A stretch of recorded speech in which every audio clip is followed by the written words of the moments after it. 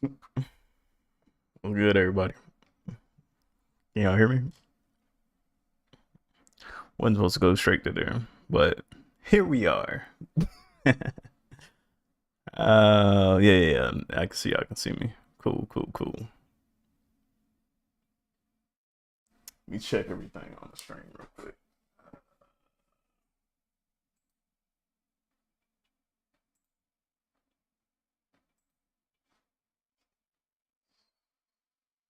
Let's see.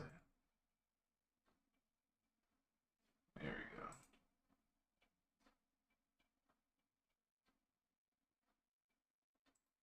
Yeah, looking good. We're looking fire, man.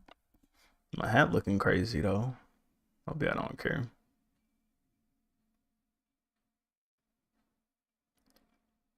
Loud and clear. I thought you were about to say too loud. That's good. All right, man. Wow. Well, welcome back, everybody. I hope you guys have been good, and for the most part, life has been treating y'all well throughout the week.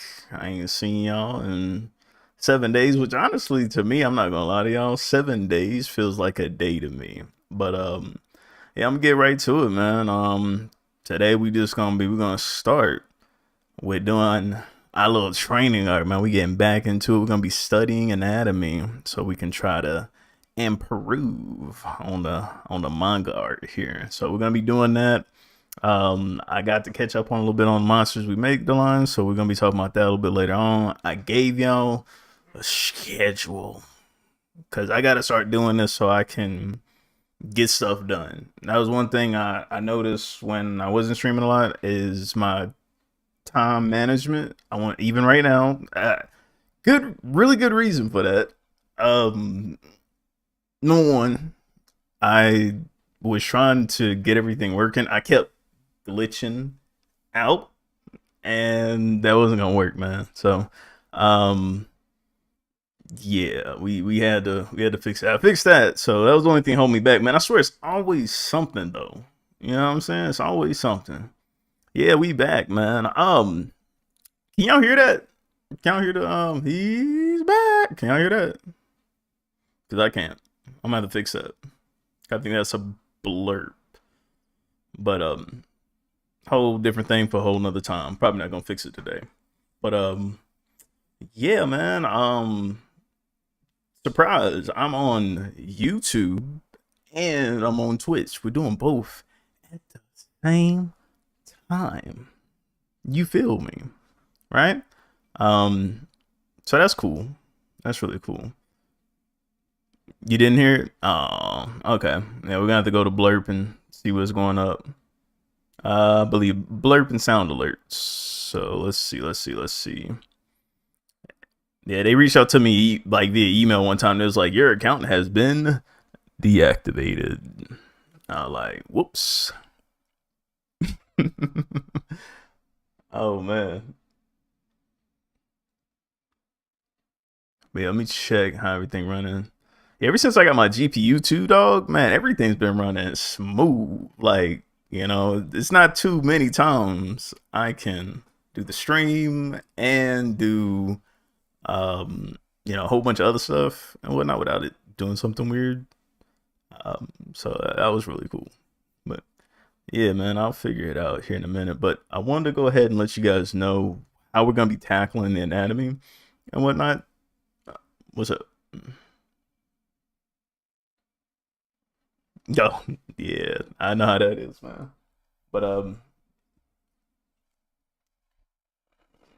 let's see here. I should be good on this end. Okay, cool. I'll make sure my live is. Let me know too if I'm like glitchy or like the audio or the video quality kind of dips a bit because I've been trying to play with it to make sure everything looks straight. So far, I can see it on my other computer over here. It looks fine, but I'm just trying to keep up with the. There we go. All right, cool. But yeah, man. Uh, I gotta fix some of my handles. Y'all don't pay attention to the lower left corner there at all. But I got my videos for Batman or Gotham Knights is coming in the next probably like 2 or 3 days. So I got part 3 and part 4 coming. So hope you guys been checking that out, checking the series. Everything looking great. Cool, cool. Keep it 1,000 with me, dog. I need that. But yeah, we're gonna go ahead and get started. But like I said, Keeman, I am working on. You're familiar with Khan's channel, right? He's been doing a lot of anatomy books with Taco. I've been having this. It's crazy as I got the same books, right?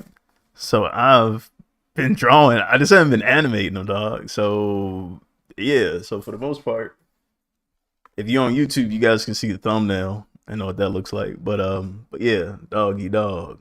I've been working on it.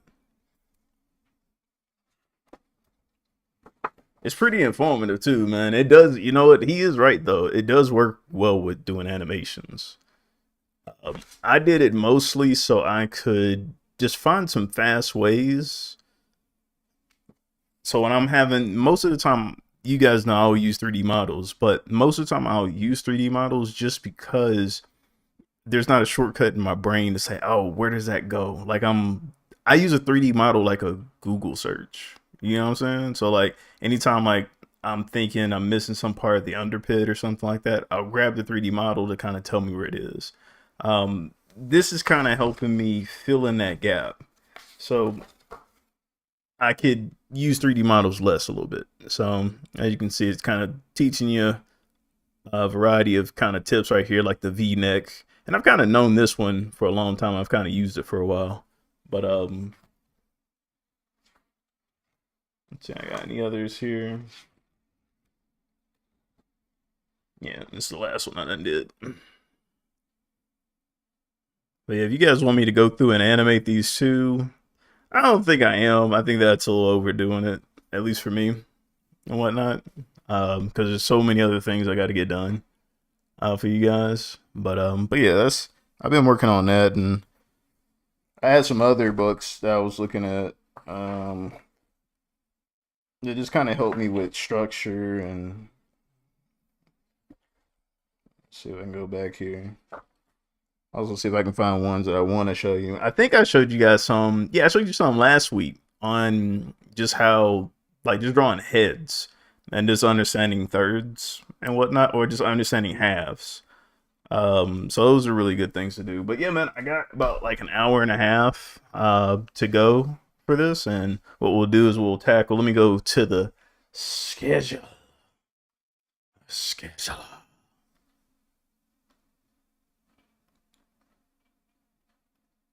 Dun, dun, dun, dun, dun. All right. But yeah, y'all check up on news. I'll try to update those normally when I have new stuff or things I feel like they'll be important and whatnot. How do you guys like that? Y'all like the whole me adding a schedule thing so you guys kind of know what to expect? I like it. I think it's dope.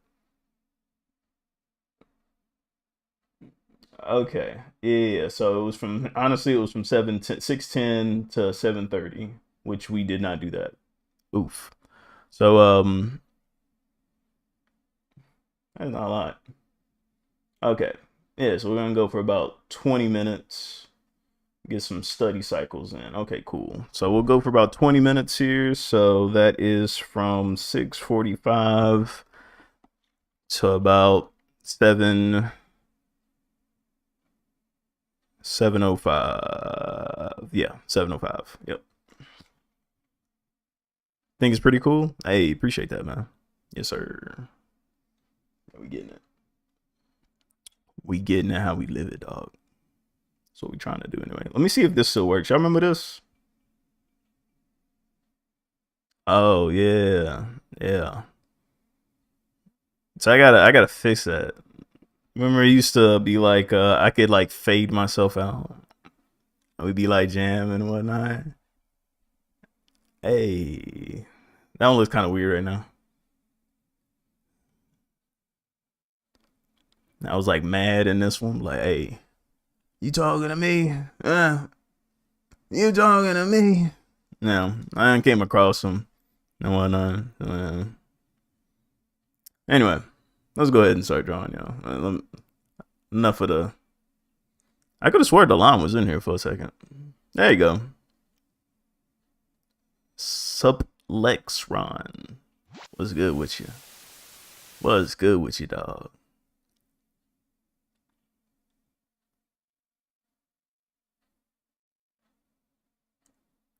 Yeah, I gotta get used to this chat on the left too. That's kind of weird. But let's get started, man. I ain't get started. But if you guys are not familiar with the taco books, um, I am referring to that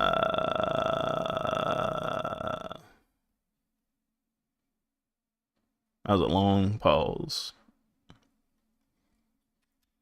It should be taco, yeah, 390 tips.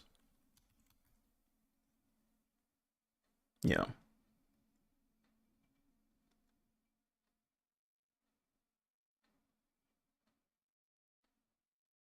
Yeah. Yeah, 390 tips to dramatically improve your art. Yeah. So if you guys want to follow along and you got that book, just let me know. I'll tell you what page I'm on and whatnot. But I've been working on the upper body so far, so that's what we're gonna work on today. Do a little upper body management. Gonna lift them weights. What the heck? Okay. This is actually my first time too doing it digitally.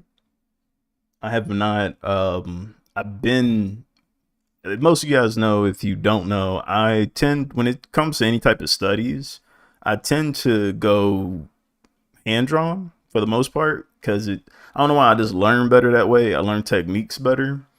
I guess because I use the undo button like way too much. Whereas when you hand draw, you can erase and like look at your mistakes and then correct it based off of that. So you're constantly like that's your undo button, you know? If you erase, you never erase at all. You always want to see like where your mistake was so you can correct it, right?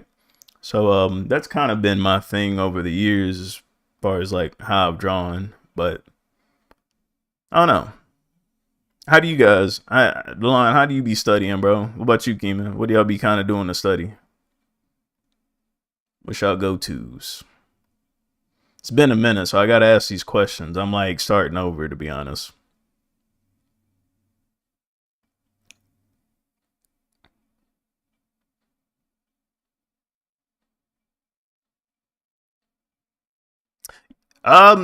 You know what? Yeah, I mean, since the topic is anatomy, sure, let's go with anatomy. What's kind of like your go-to when you want to study anatomy and proportions? Like, is there a particular book? Do you hand draw? Do you watch animations? Like, what's kind of like your process and going about it? Like mine, I usually watch real life. I'll pick up a couple books and I'll try to study them. Just copy what I see, and then after I copy what I see, I'll go back and recreate it from memory so I can make sure I understand it. It's kind of like a math equation. Like, you know how you did formulas, like please excuse my dear aunt Sally Mae, and you would go through that first, and you know they show you a couple examples, and then they say, oh, okay, test this from memory. That's pretty much it.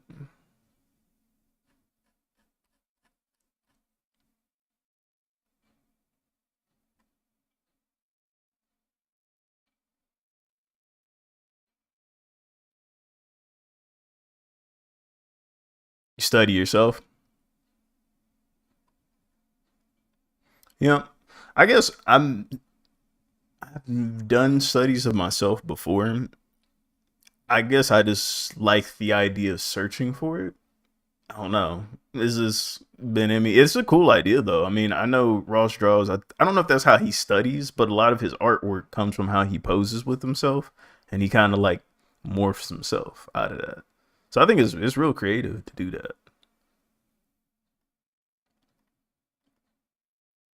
But you, Keeman, look at different anatomy charts for guidance. Like, what's your which one that you kind of reached out recent? Well, I said, what am I saying? Which one that you tried to use recently?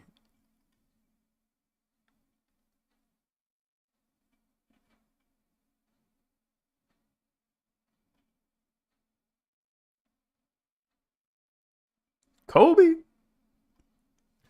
did I put that thing, man? I'm looking for my taco.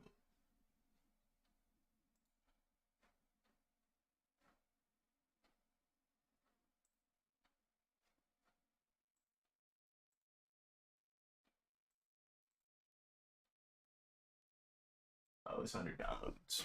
Okay, cool deal.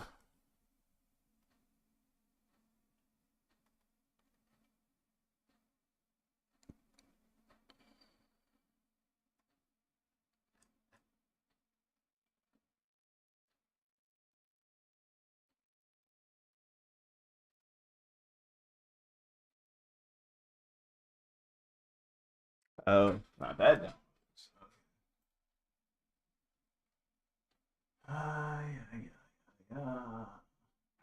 Yeah.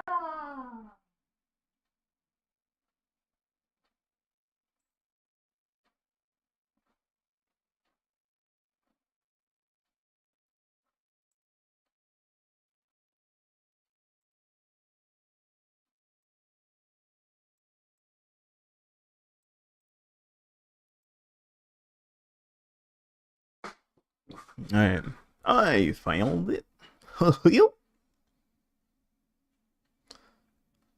See, this is what happens when I eat a full balanced breakfast and I have some rest. Kind of at the point where I usually see a pose, I can map. Whoop! I can map what I want to see and how I would do it. It's why 3D models come like second nature, because it's what I want and see for myself. I feel you. I feel you, dog. Cool.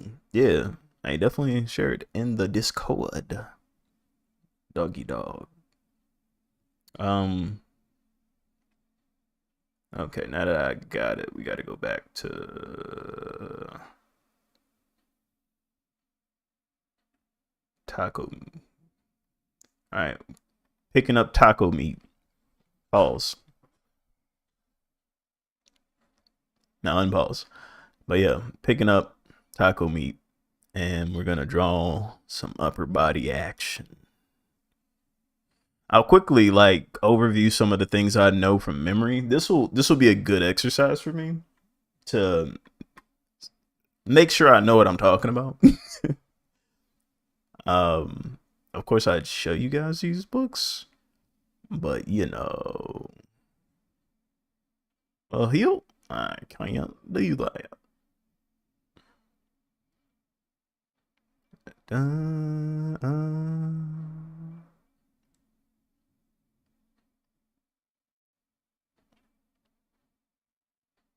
You sent them? Nice, nice, niceties. Okay, so, hey, pen to paper, baby. Here we go. We ain't did this in a minute. All right. Making sure I got. I like using the Millie pen for studies. I don't know why it's just like, just straight to the point. You know what I'm saying? I'm Millie. All right. So I'm going to go with some of the things that I remember. So one was the V-neck, like I told you guys. So this is really just understanding where the nape and the clavicular, wherever that thing is, and just understanding where it sits in space. Right now, one thing I got to do more of is this. This actually taught me a lot. I know that sounds weird, but knowing where something sits in space helps you a lot better, at least in my angle of it. So you know where to position things. For example, with a man.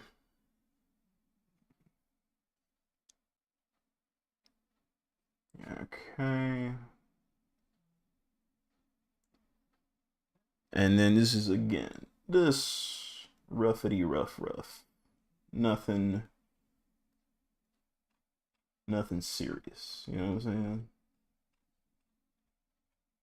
And actually want to curve that out a little bit more. I'm not really worried about I don't even know why I actually did more of that neck. I really just needed that part.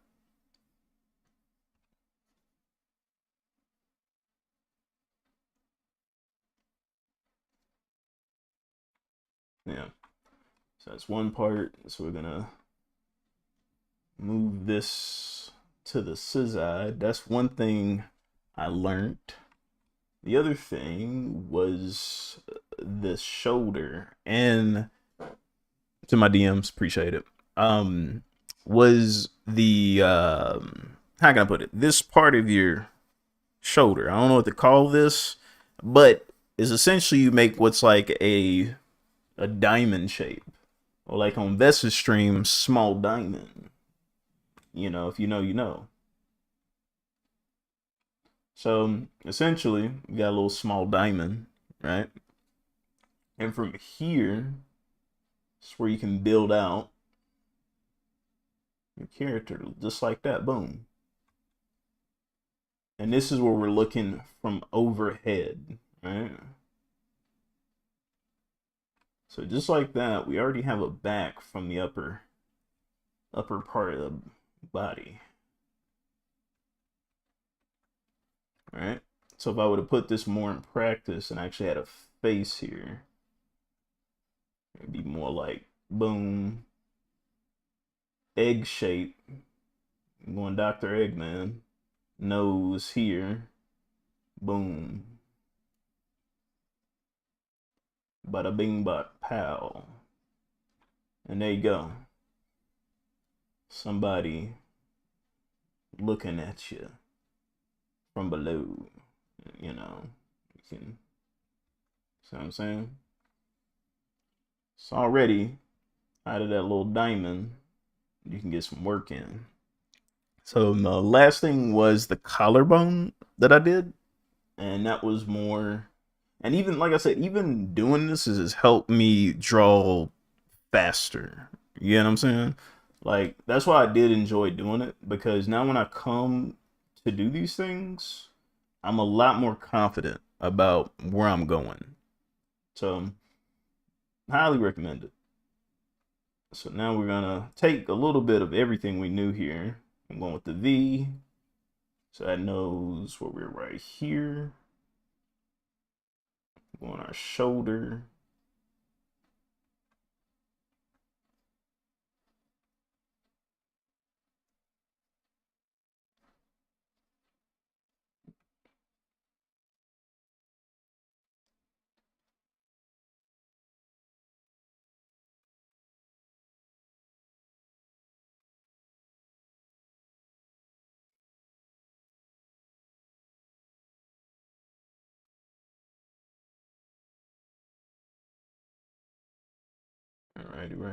Righty.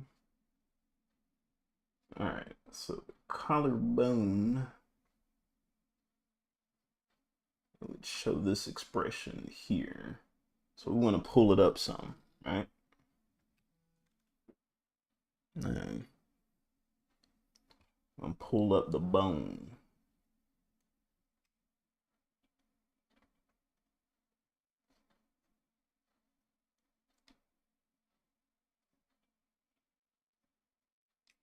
So I'm pulling up the bone. We're going to be pulling up the shoulder and everything with it.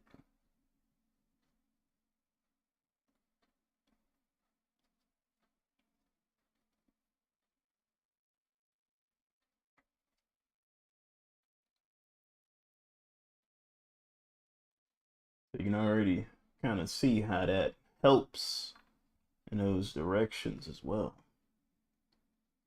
So yeah, man, I'm like I said, I've thoroughly enjoyed myself doing these type of studies. And again, these are just quick boom bitty boom out things, and y'all got an ad coming in if you're not subscribed. So you know what I'm saying, yeah, it's coming. 3, 2, 1, go, boom. Um, yeah. So now we got that out to his house. We're gonna go in, and I'm gonna actually go in and do some new study work here. Still not modded. Oh, yeah, about that.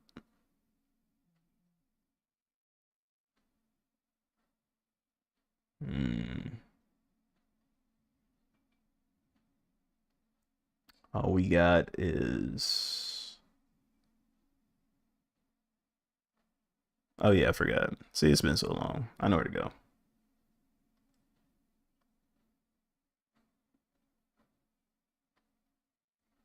They should be able to give you the option to make people like mods, like in the general chat, instead of you having to go all the way to twitch.com to go do it. Stop telling me what to do, Twitch. Let me do it my way. All right, ad breaks are coming, or excuse me, they're in progress. So,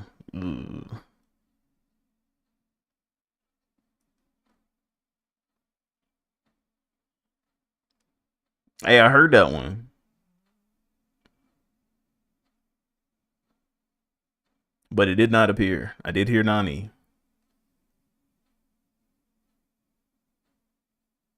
All right,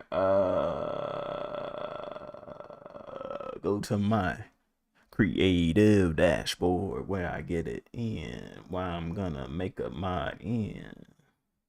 How we do that. We true that. This is what we do that at in moderation. All right.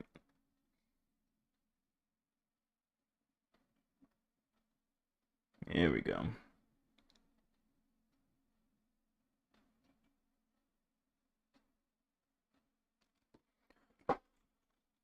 Oh.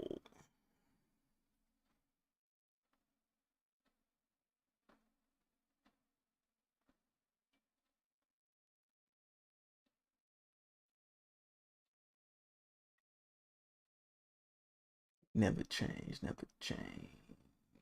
All right. You up, dog. You should know that, though. You should see it.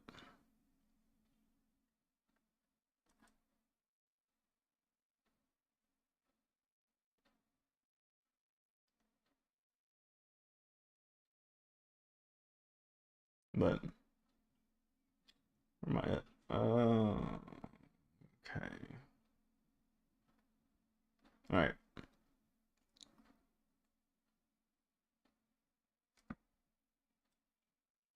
We're gonna go for about 10 more minutes here.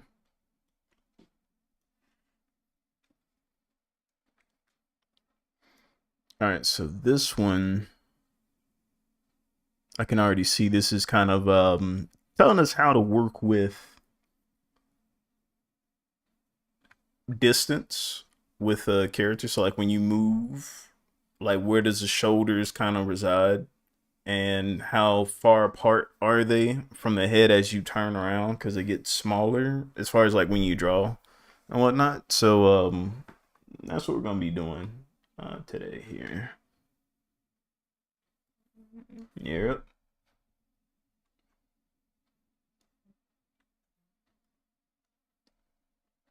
All right.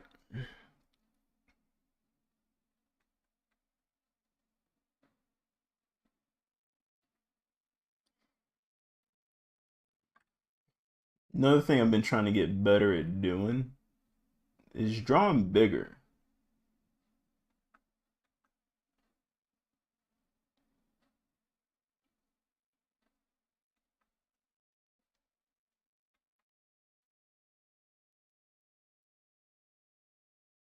That was one thing I did a lot of, was I drew really small most of the time.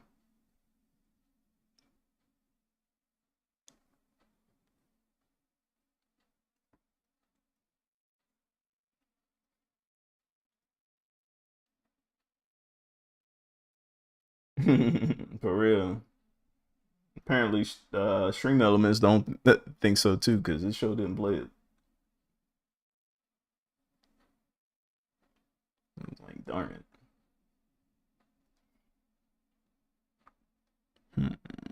So thinking too much, thinking too much, thinking too much. And that's another thing I try not to do in these studies. I'm trying not to think too much on the so we're gonna go about this much distance between the two.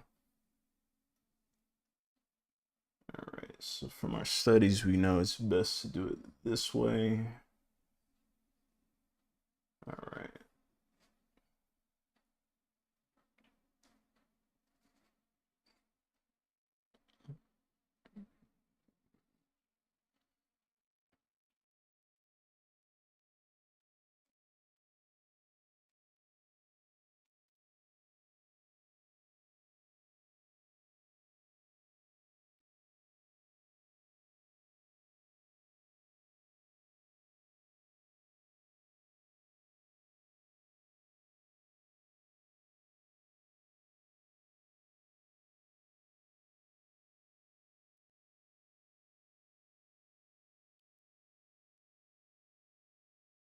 Okay.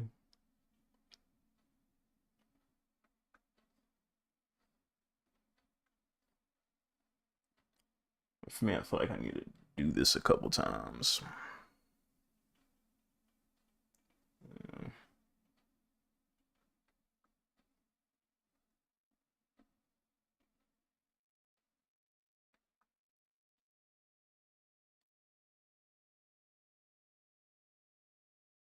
Hmm.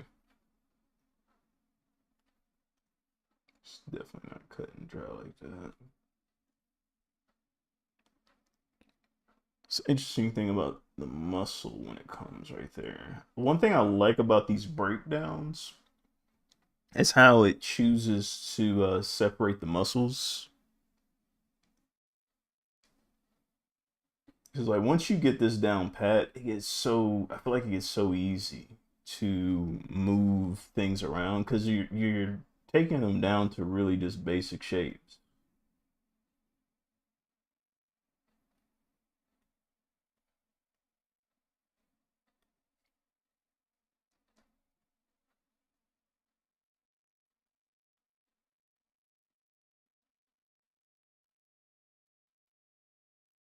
And that's usually like sometimes would always be my gripe with anatomy.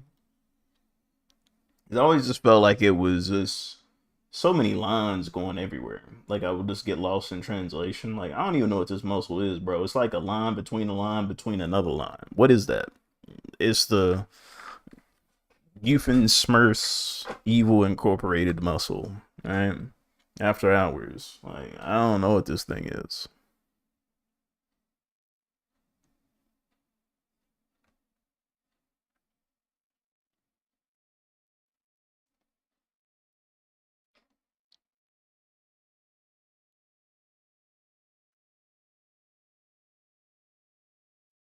Okay, yeah, okay, okay, yeah. This is see in this case, he has it going up like that, which I get. But you could also have it go in a different direction as far as how you could have that muscle go. All right.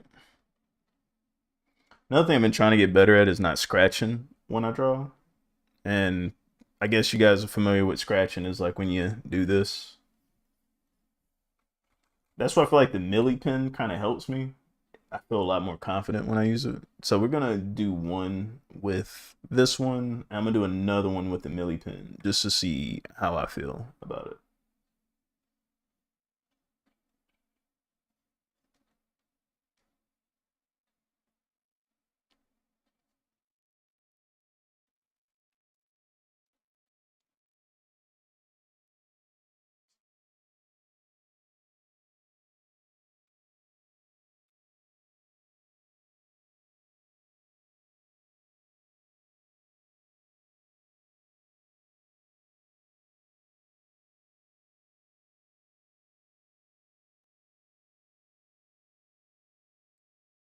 Yeah, scratching. So like scratching is like when you do this right here to make a straight, almost like to make a straight line.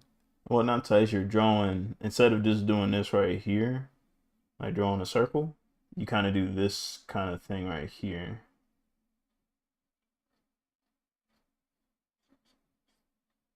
like that. So like, even though you kind of get around to the same thing, you're not as confident. And I've done a lot of that. Now, what I want to try to get better at doing is most of the time, bro, I don't even care. Like I would just I would do this right here. This was my thing until I saw what looked like a circle. Then I just erase what I don't want. And if you guys have been with me for a while, this is how I normally would draw. I'll just do stuff until it came out to what I saw in my head. I was just, I don't know what to call that. Like some Salvador Dali type stuff. I don't know. I would just kind of make a mess and then I'd see into it.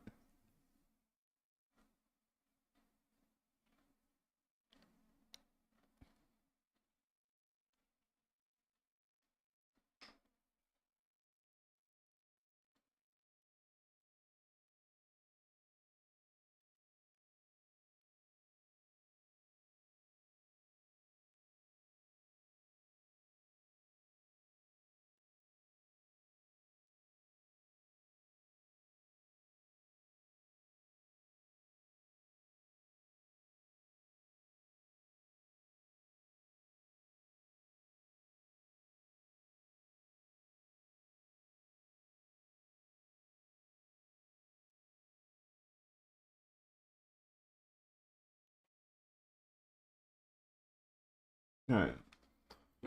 All right. So I'm glad I did this because this kind of shows me what I'm already doing wrong. I'm drawing two different sides. So it's leaning over here a little bit.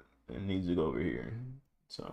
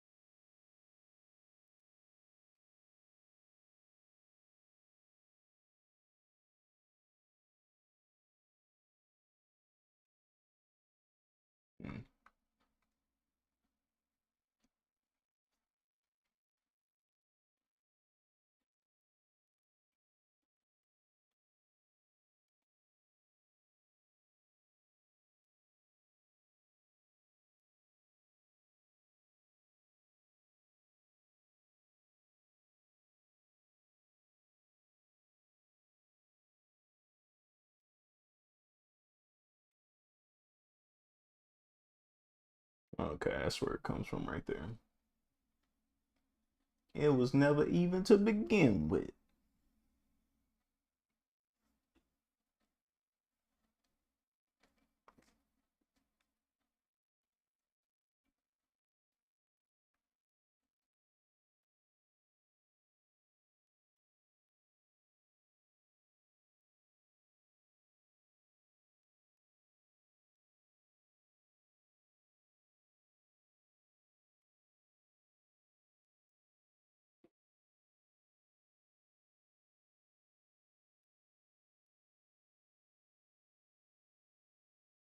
Another thing I've been learning too is learning to draw smaller within the line. So I know I just talked about drawing bigger, which just could sound like a contradiction already, but it's not.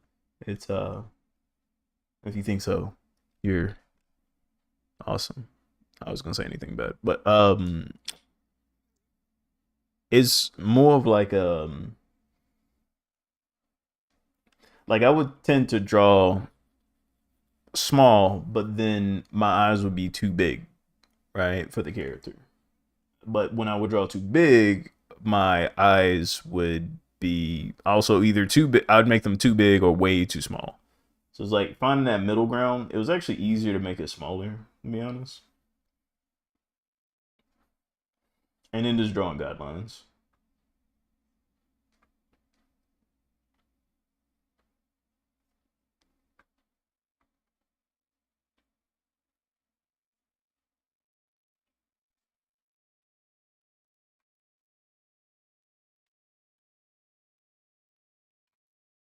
Okay, that's better. Yes, so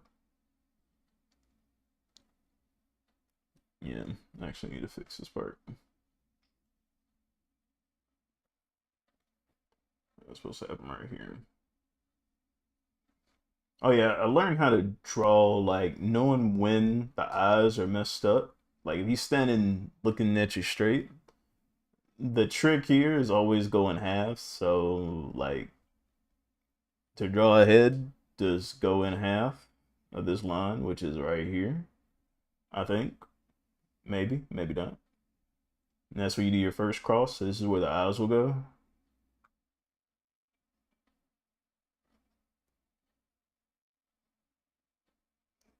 He's shocked to see this world. And then from where the eyes go from here to here, you do another middle line. So the middle is about right here. This is where the nose is gonna go. I'm gonna just do a little.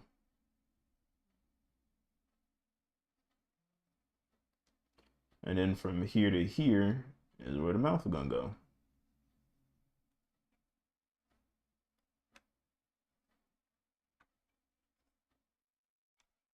Easy peasy, right?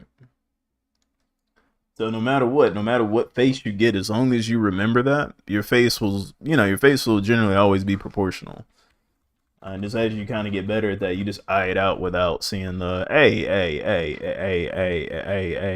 Mr. Consumable, whatever your name is, be gone.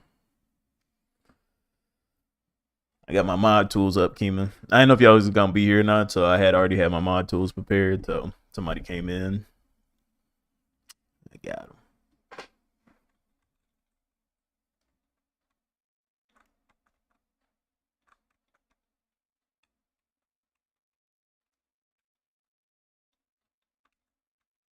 All right. So, truth be told, I am not satisfied with this because I want to do it again, but I want to use the millipin just to prove a point. By Felicia.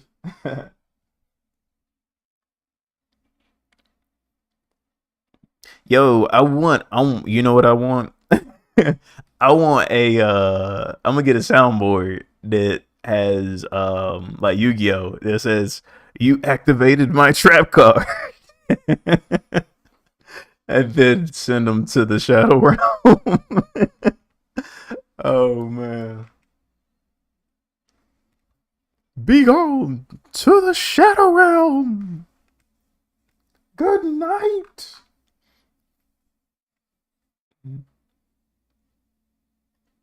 Somebody's gotta find me that though, for real.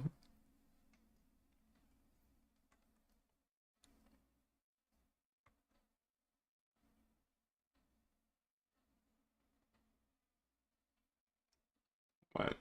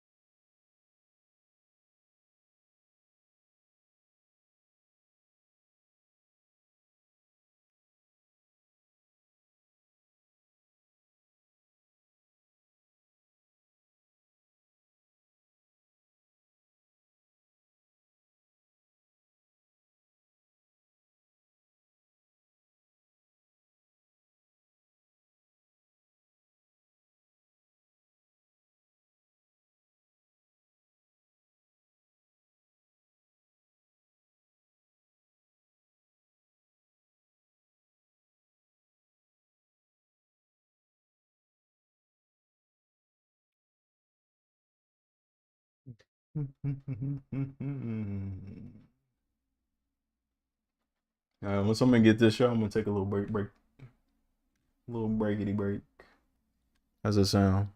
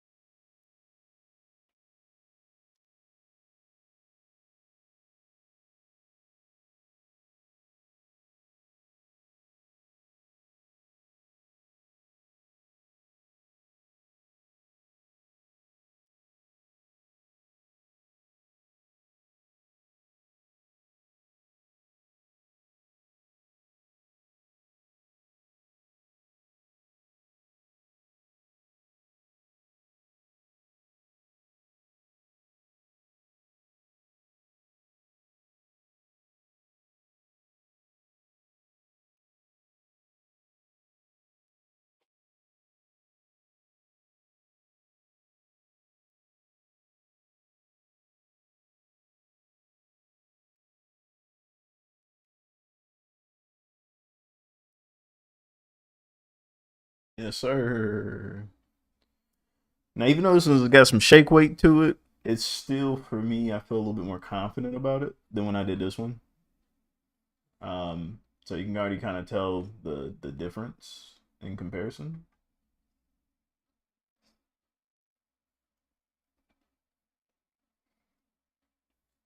I mean, also because I haven't really drawn like actually drawn on this in a good minute, y'all. Your boy has been MIA.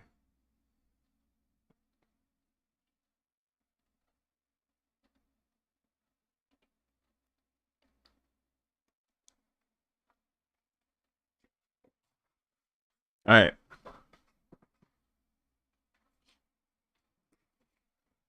All right, I'm gonna take a quick 10 minute, and we're gonna grab a little lunchy lunch, something to eat. I already ate it. I ain't got cooking nothing, so y'all, I'm not. I don't plan on like cooking in like 10 minutes or nothing like that. We ain't doing nothing that crazy. But um, where's my stuff at? There we go. Um, Discord. Oh yeah. We'll do slice of art here. So I'm switching it up, Keeman. Look, you getting a little ahead of the game, dog. So the schedule says we do that at, let's see. I know it's not now. Refer to the schedules, Keeman. Um, so I'm already a little bit behind, so I had like 20 minutes to it. So my short break, I was adding. Wait, hold on. I ain't got no break. I'm tripping. I was supposed to just be doing that. Okay, I'm just gonna grab some water then, man. I'm thirsty, so I'm not gonna take. Honestly, I'm not gonna actually break then. Break. Actually, see, look. Guess who needs to pay attention to the schedule? Me. Um. So yeah, we're not gonna take a break until about like 8:30 and whatnot. I'm give myself like a 20-minute buffer just because of time and all this stuff and the yakety yaks. So, um, yeah, just give me a second. I'll be right back. Yeah, just grab you something to drink. I'm pretty sure an ad's gonna come up here in a second. So, you know what? I am still surprised. I'm still affiliate. I was out for like a year. I Corey Kenshin y'all, and they still kept me. So, what the heck? I appreciate that. So, yeah, so get my old dollars and cents. I'll take what I can get. But, yeah, I'll see you guys in a minute. All right.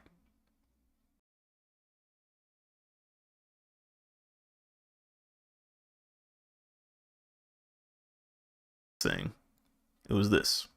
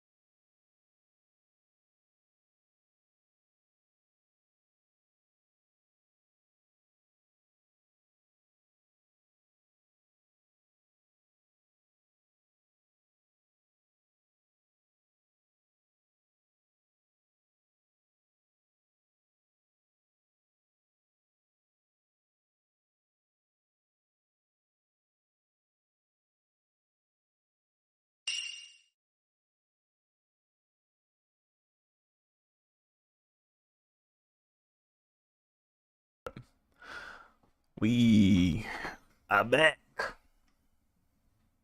feel like the music's still a little loud.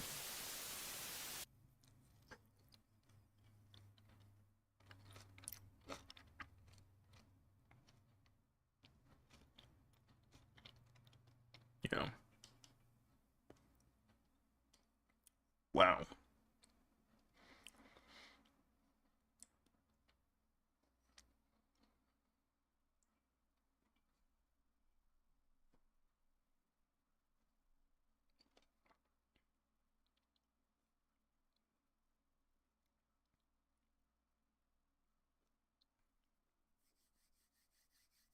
We back. And I brought some mini snacks. If you guys are familiar with it's not Tangelos, it's like Mangelos or something. Really small. Easy to peel. Yeah. Sweet as I don't know what. It's like candy.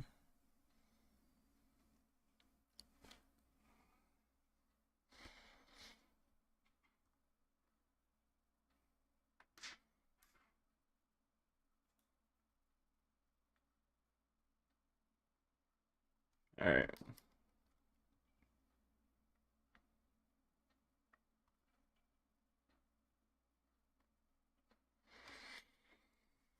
Okay. So we got one angle finished here. We know which version we're going with. We're using the millet pen.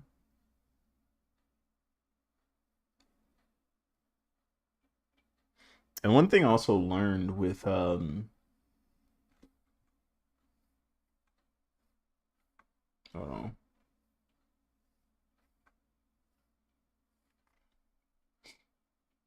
I learned with drawing heads is like for a circle like this right here, the front view, I generally do like an oblong to a perfect circle, depending on the type of character I'm drawing.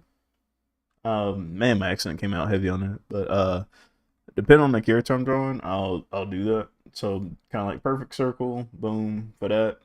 Now, yeah, I said perfect circle. Um, for a side view, it's better to do more of an oblong ellipse type of thing, almost like that, right? I mean, you can kind of get it a little bit more rounder.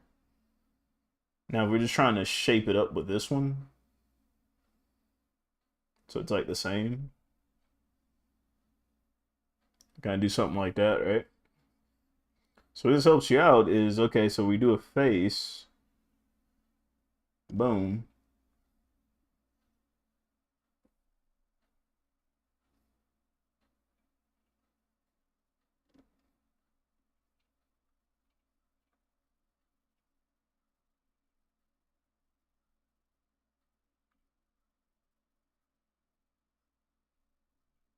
You already got what you need. You got the good old. Probably should have went a little bit further back there. Yeah. Now,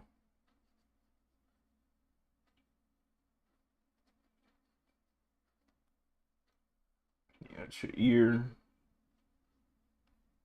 eyes, and all that good stuff. But you see what I'm saying? Like, it's kind of easier to line everything up. And it's very crude. Very, very crude. And see how we're able to kind of quickly map out stuff.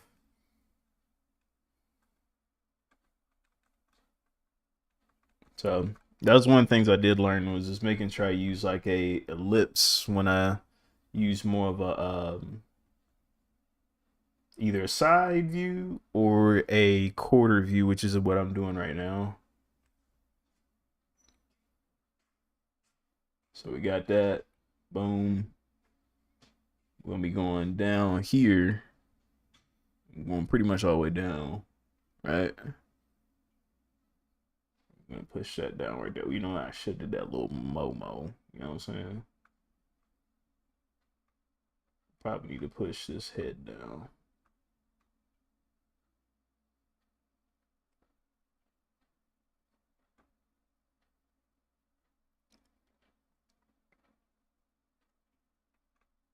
Yeah, I probably feel better if I did it this way. Come off with the head.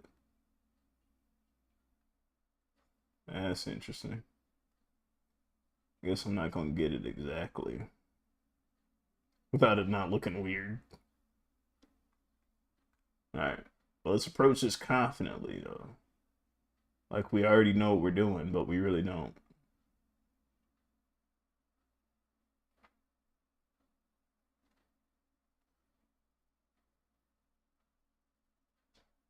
All right, there you go. I'm an imaginary ear right here. Get the back of the neck.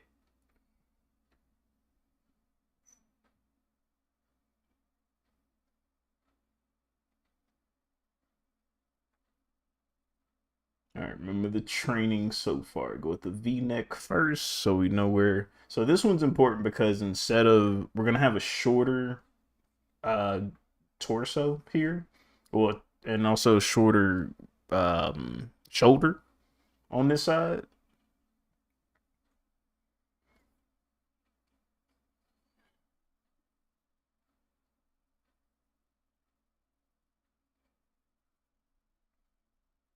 Yeah, remember, neck dips about right here.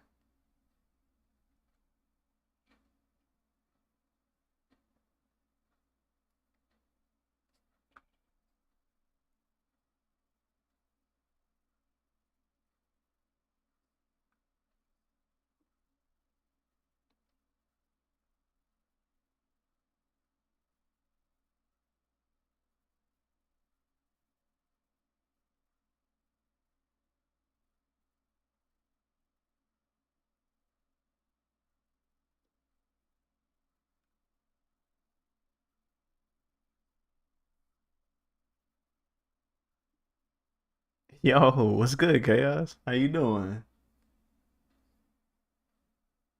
Did you go to the con yet already? Or are you there?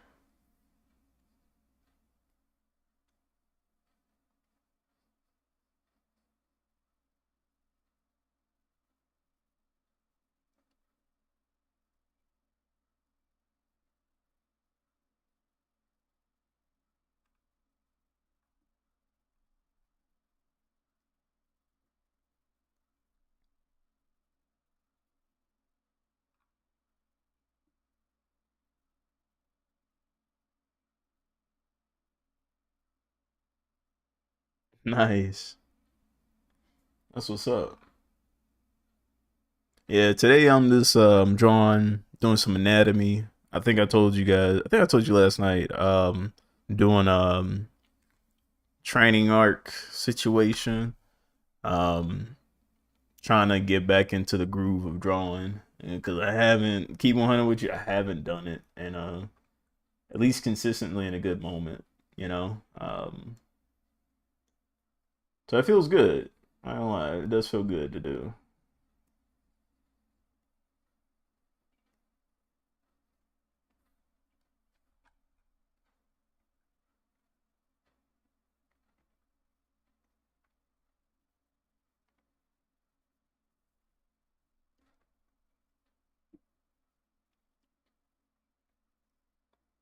Roger Bumpus, aka Squidward, was there. Oh man, did he actually act out?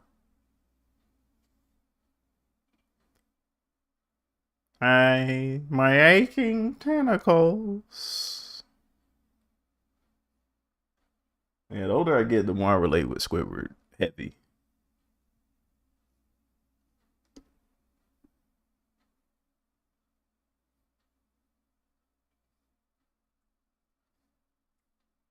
When I was a young buck, man, I could never understand Squidward. I was like, bro, why is he so mad all the time? Like, why don't he just like leave?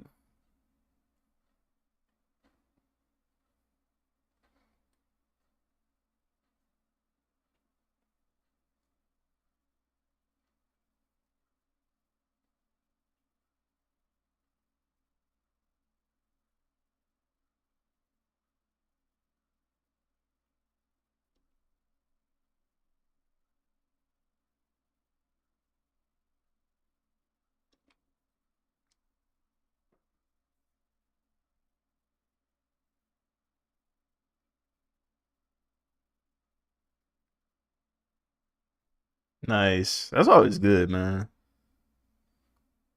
I think they say you don't meet your heroes, but I think you should meet. I think you should meet the villains. I think they're a lot easier to. For some reason, they're always more fun to be around. Like Vegeta, uh, Frieza. Trying to think some other good ones, man. Like like evil characters, villains. The Joker. Yeah, there you go.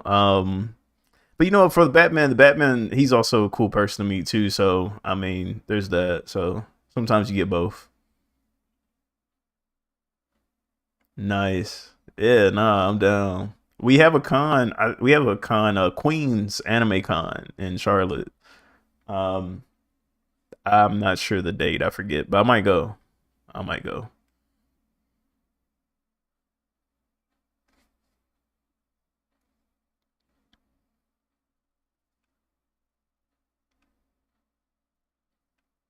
Oh yeah, I was trying to figure out what the song was. I love the song.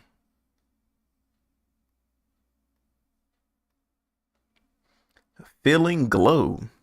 Melodies and phony. Okay, we gotta note that down.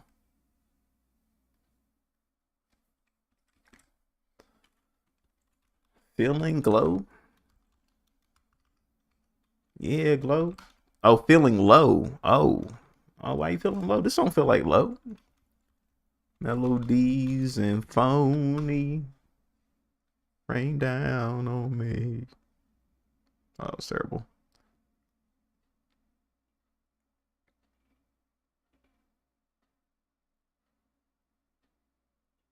Nice.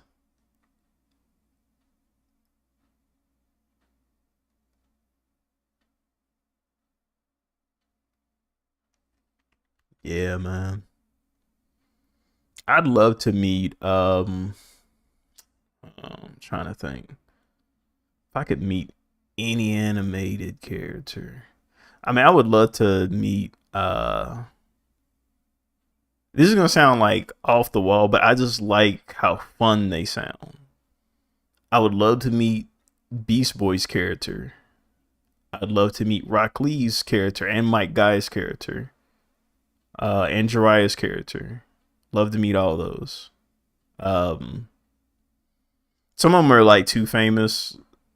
I don't think, if I could, like, I'd love to meet the Boondocks. I'd love to meet Regina Hall.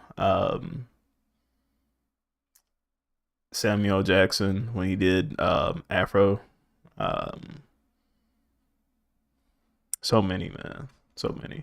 Of course, like Vegeta. I'd love to meet Vegeta. I think he'd be cool. I finally beaten Kakarot. But yeah, I mean, Wanda Lee, like, she's a goat though. Like, she played Bulma. Um, she played a girl from Cowboy Bebop, right?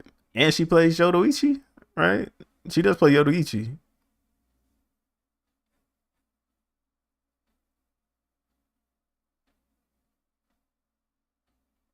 Whoa, you got Design the Handsome Squidward? Nice. Oh man, it's gotta be so dope, man.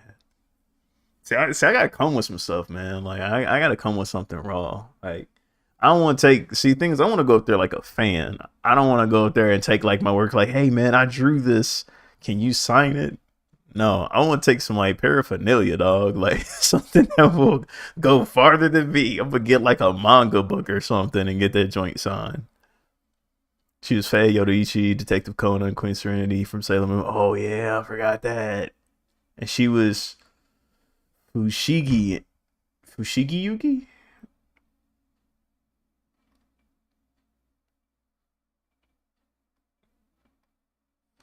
Nice. Let me see. Fire Emblem. I didn't get to watch Fire Emblem like that.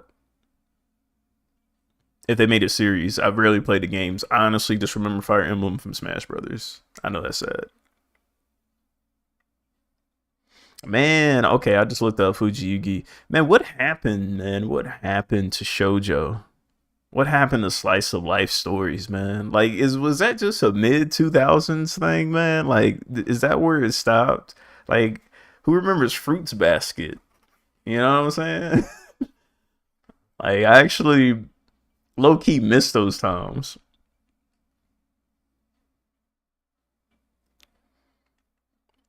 because it seems like now, like, all anime is shonen and seinen type stuff. Like, you do get some slice of life, but it's not like as popular as, like, man, do you guys remember Hamtaro? Like, come on, man.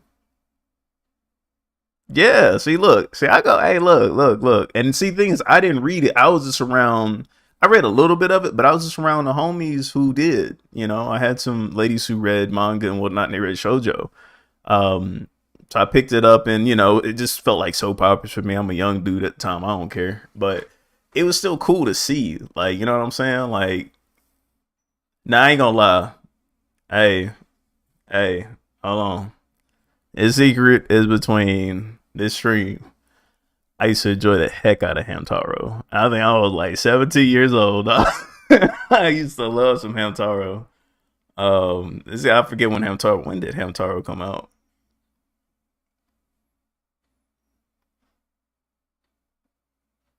I want to say Hamtaro came out 2006 on Toonami.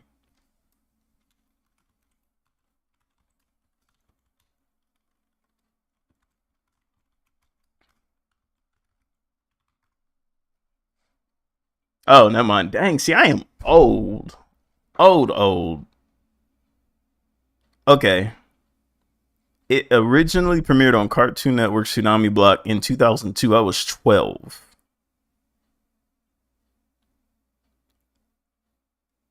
And it concluded its run?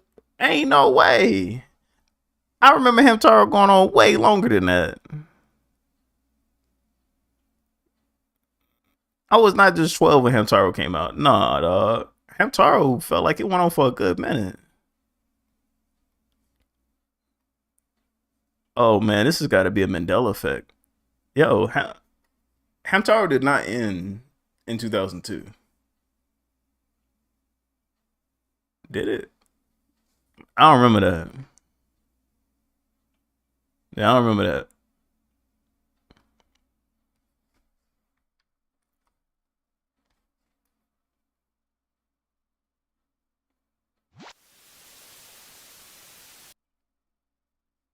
Yeah, Hamtaro was my dog, man.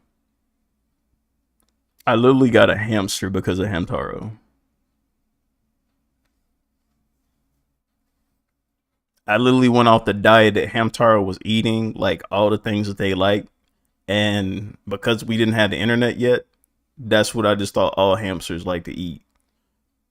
I don't know how right I was. I mean, I don't know if y'all remember the story I told y'all about Ivan, my hamster, but one day I thought he died.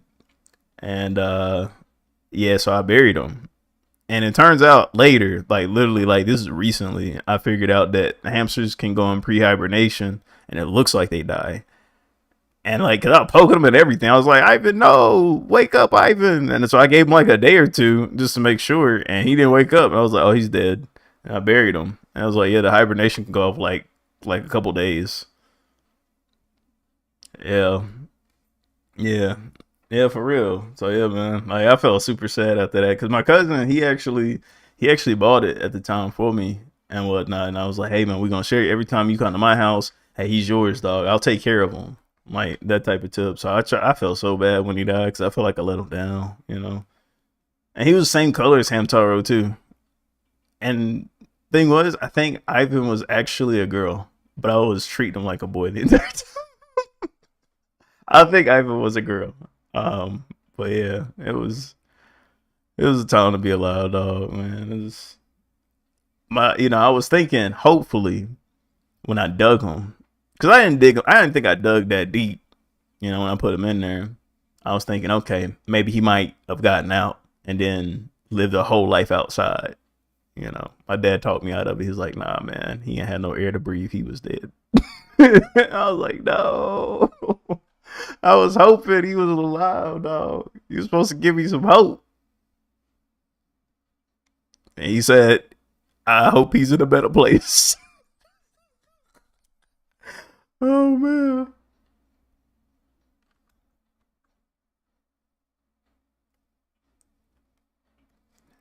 Yeah.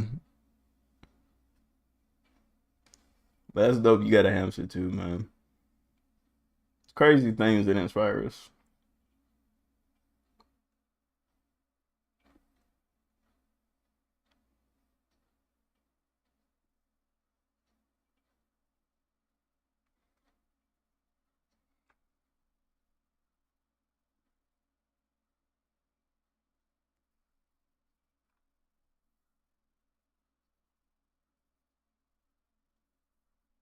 Oh yeah, local cons. I've been to one where I got the where I got to meet. I've been to two technically, where I met White Manga and whatnot. Um, and the Saturday M gang, I met all of them because I guess the owner or executive CEO guy, he actually lives right. His hometown is literally right up the street from me and whatnot. So, um, I thought that was pretty cool.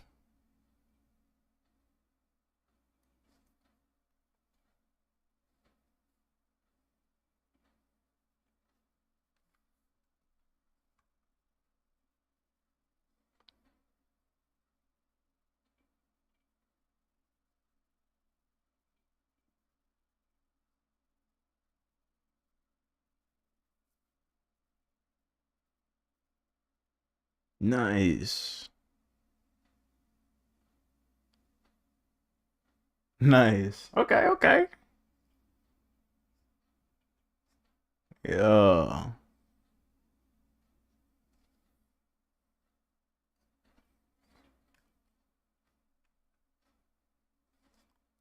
yeah. I just love the space, the energy, man.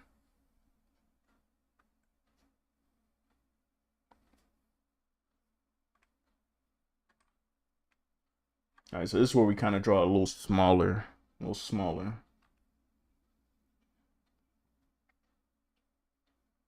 We draw this little trapezoid here.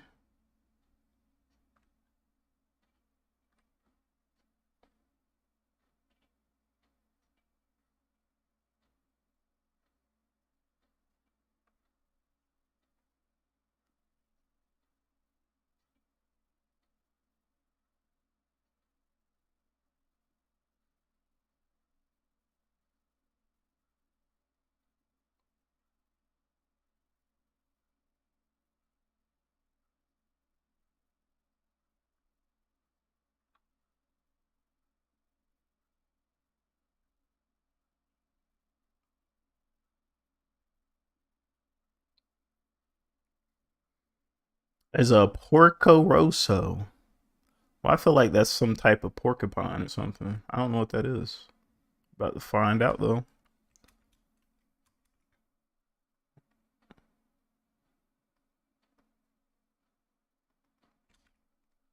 Uh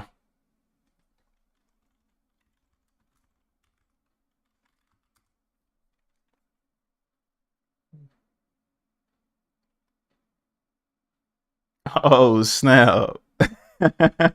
Hey, that's gotta be dope. Like were they actually like that real like type of like body weight, or they had to kind of like put on a kind of suit to make it look like it?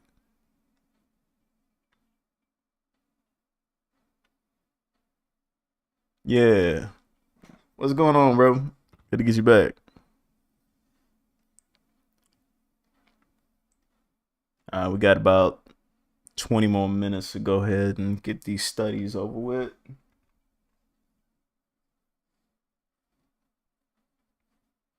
It's looking good though.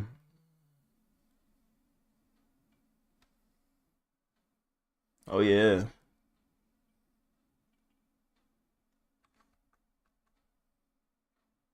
Let's see. Yeah.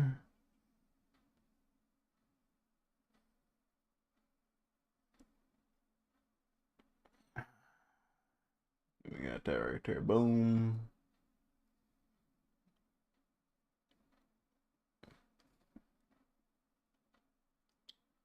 So the it's my theory would have been right here. This is where the line would have been, but right there.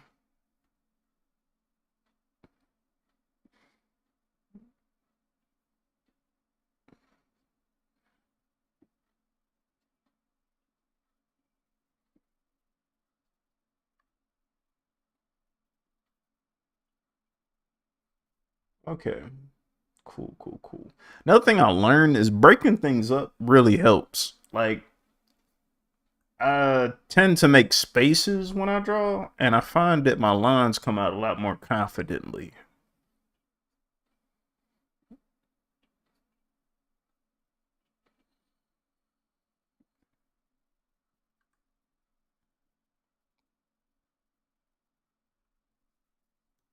All right, we got an ad coming up in like 3 minutes, y'all.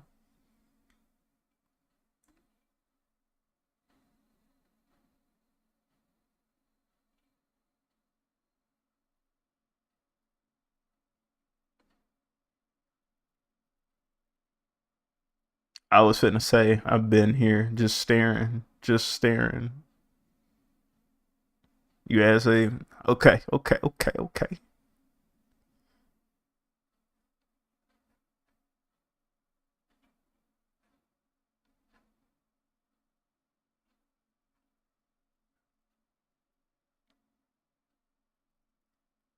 All right. So I think that's pretty dope. Okay. Feel like he's a little bit. I'm gonna move his body a little bit because I kind of slanted him right here on the end. Should be more like more centered right here.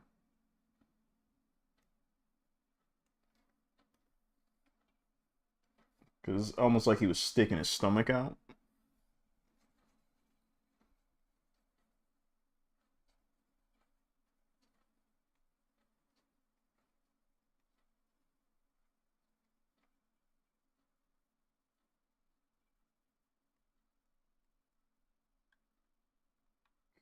And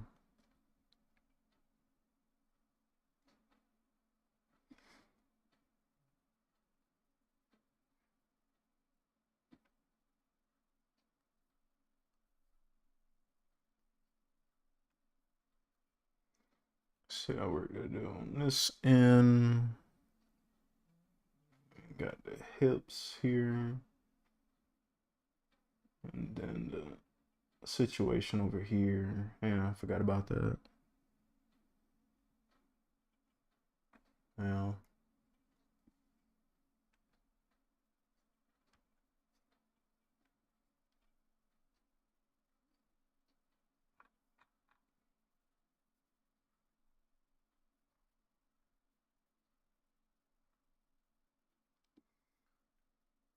hmm.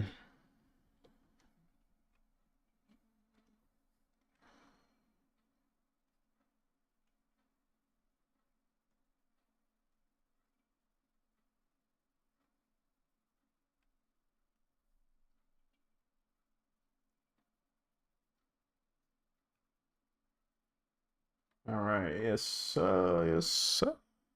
Uh,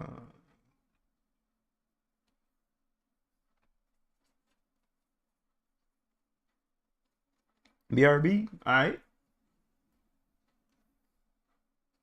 All right. Then now. Yes, sir. That's what we want. Okay.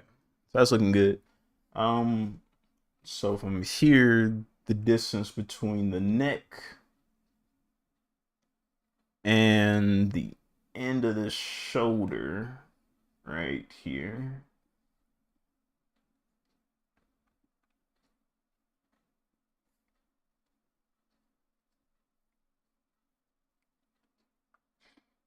is not longer. Shoot. I think I messed it up. Okay. Yeah, because this is actually the same size. No, this is actually supposed to be longer. Okay. See, that's why we do this, man. That's why we in the game. So we gotta move this sucker out.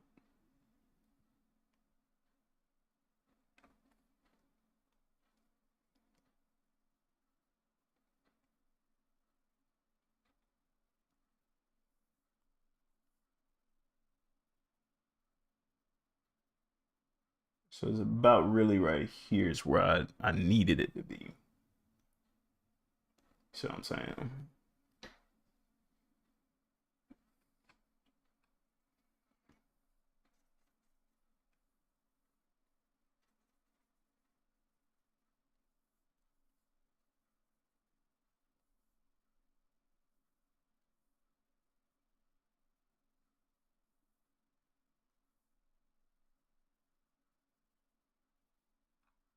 Hmm.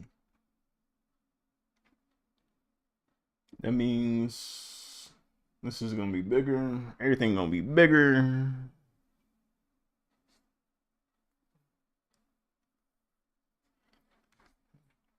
All right, ads about to be done here in 10, 9, 8, 7, 6, 5, 4, 3, 2, 1.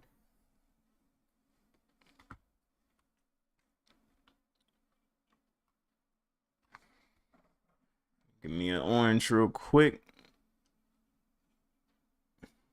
This is gonna be interesting. We back. Gotta get you back. Gotta get everybody back. Welcome back, Kima. Welcome back.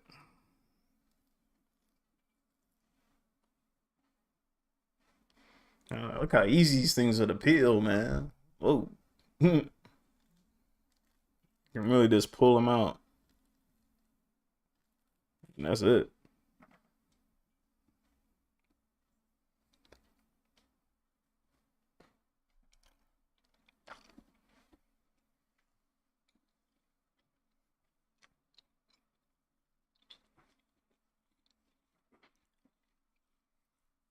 You getting a snack, Kima?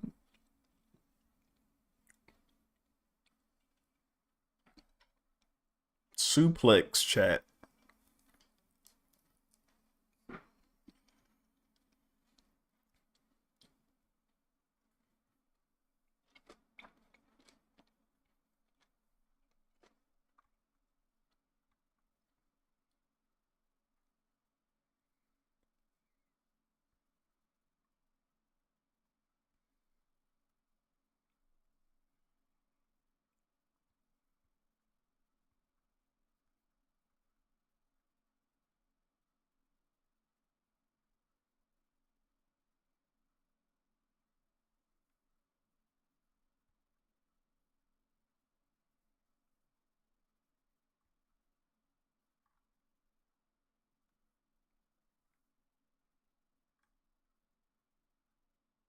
I'm gonna make everything water.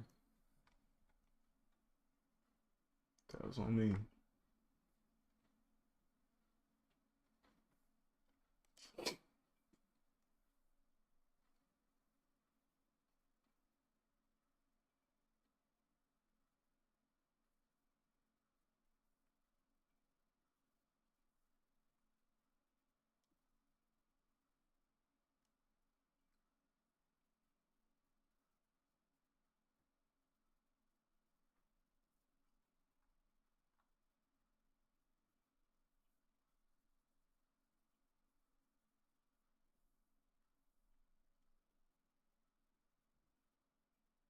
Chicken bites and fries. I feel you on that. I had some chicken wings from this place called Ray Ray's.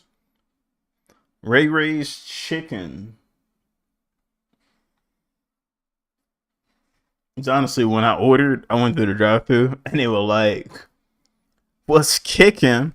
This is Ray Ray's chicken. How can I take your order?" I was like, "Wait, what?" That's like threw me all the way off guard.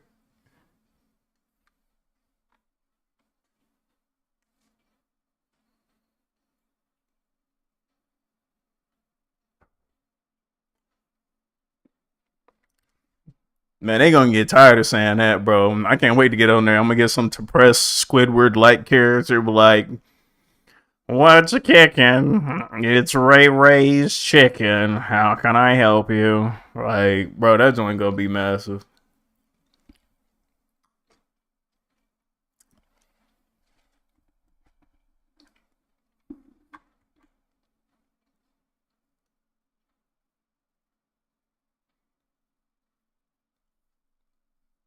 Mm, mm, mm,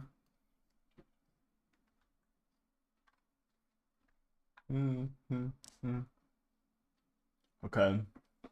It's that's what we want. It's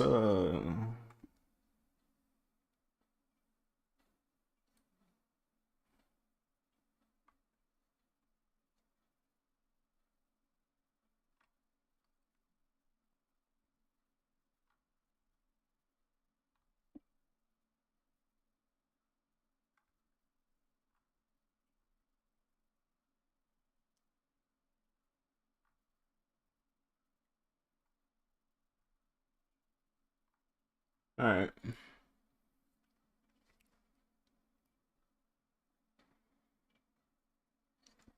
So this is 3/4 view.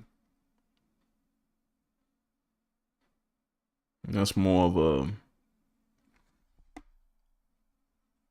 Is that 7/8?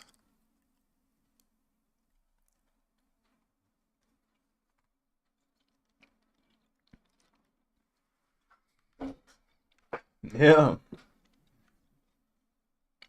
Speaking of Super Bowl, how you think you like your chances next year? Think about switching teams? You gonna be a Browns fan?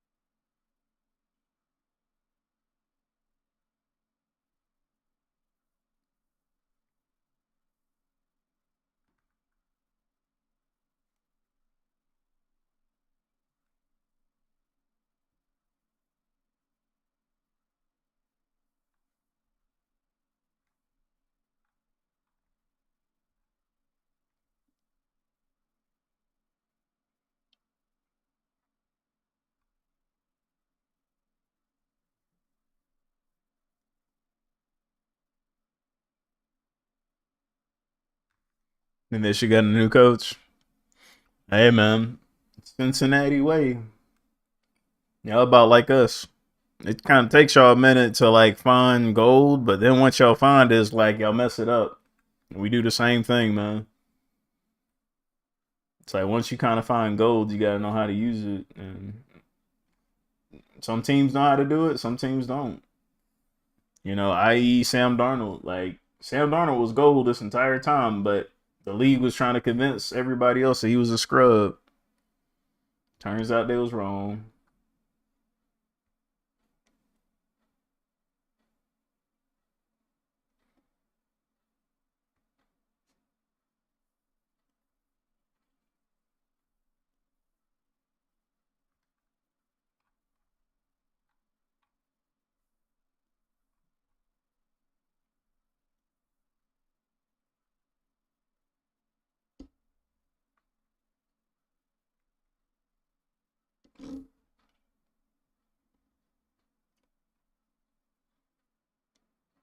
All right, I like that. That works.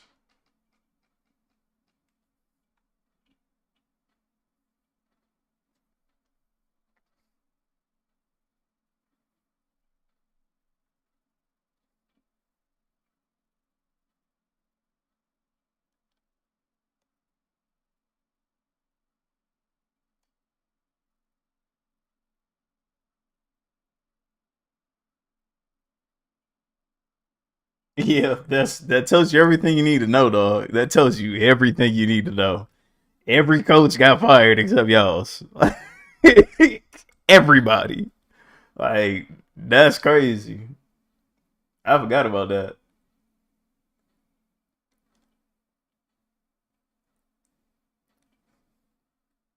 I said some teams want to win, man. Some teams want to play around. The Bengals. I think they had it when they had Carson Palmer. They had it. Heck, man, they had it a few times. But I seriously think they had it when they had Carson Palmer. They messed it up. Even they had a good coach. What's his name? Lewis was a good coach. He wasn't awful. He kept getting people to the like he kept getting them to the I think the first round. Yeah, he kept getting to the first round and getting bounced out. And division where you got freaking Ray Lewis.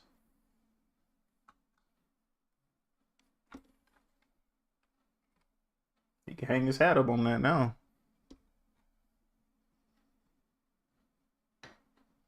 But nah, they think it's better to go like 1-16, but you got Joe Burrow. Um,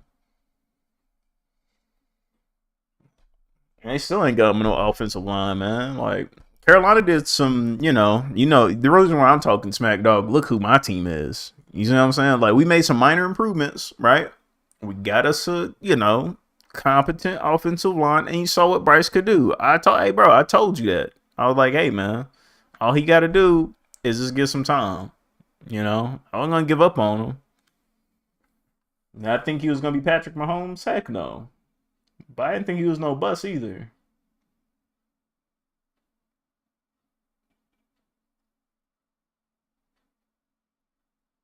Okay.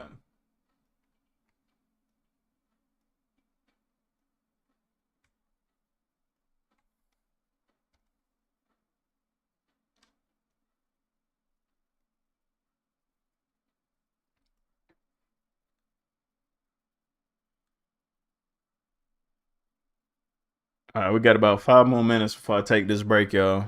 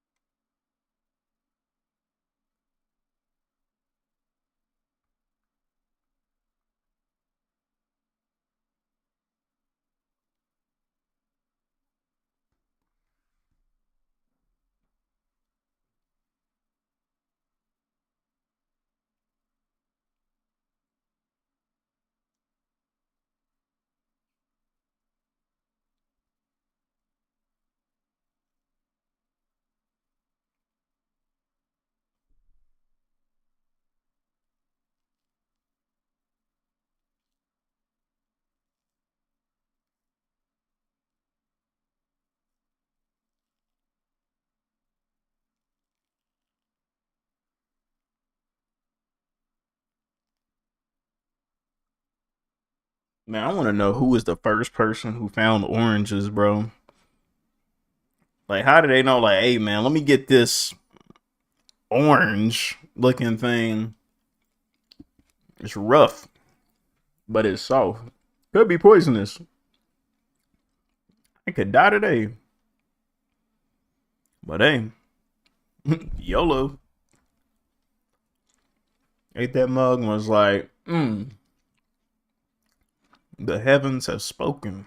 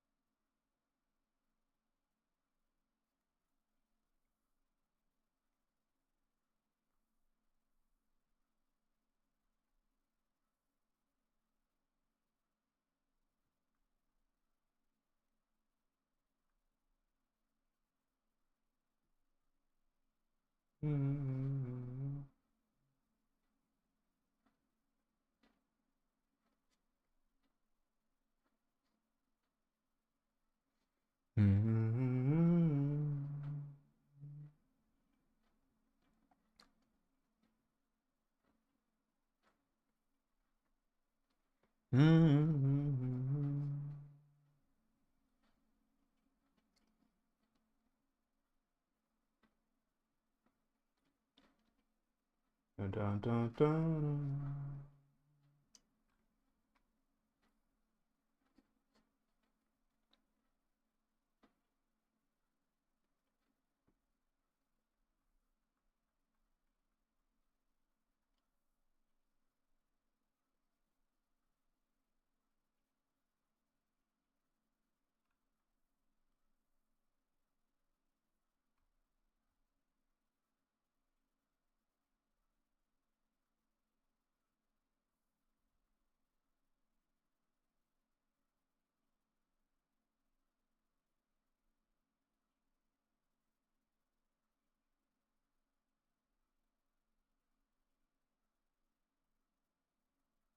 Da-na-na-na-na.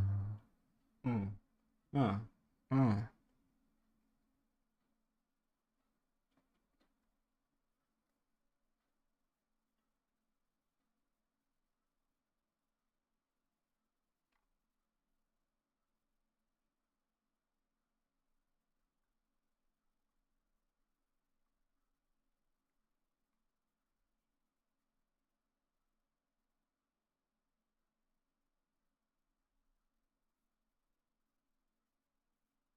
Yeah, it should be closer.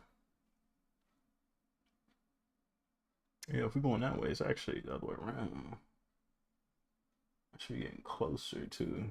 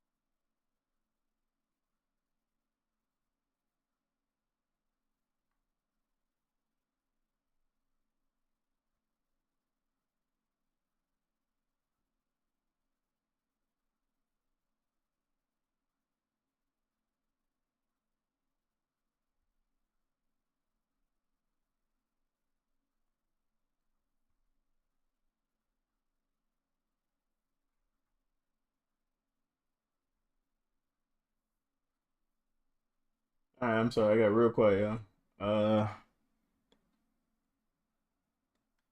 On one quick sec here.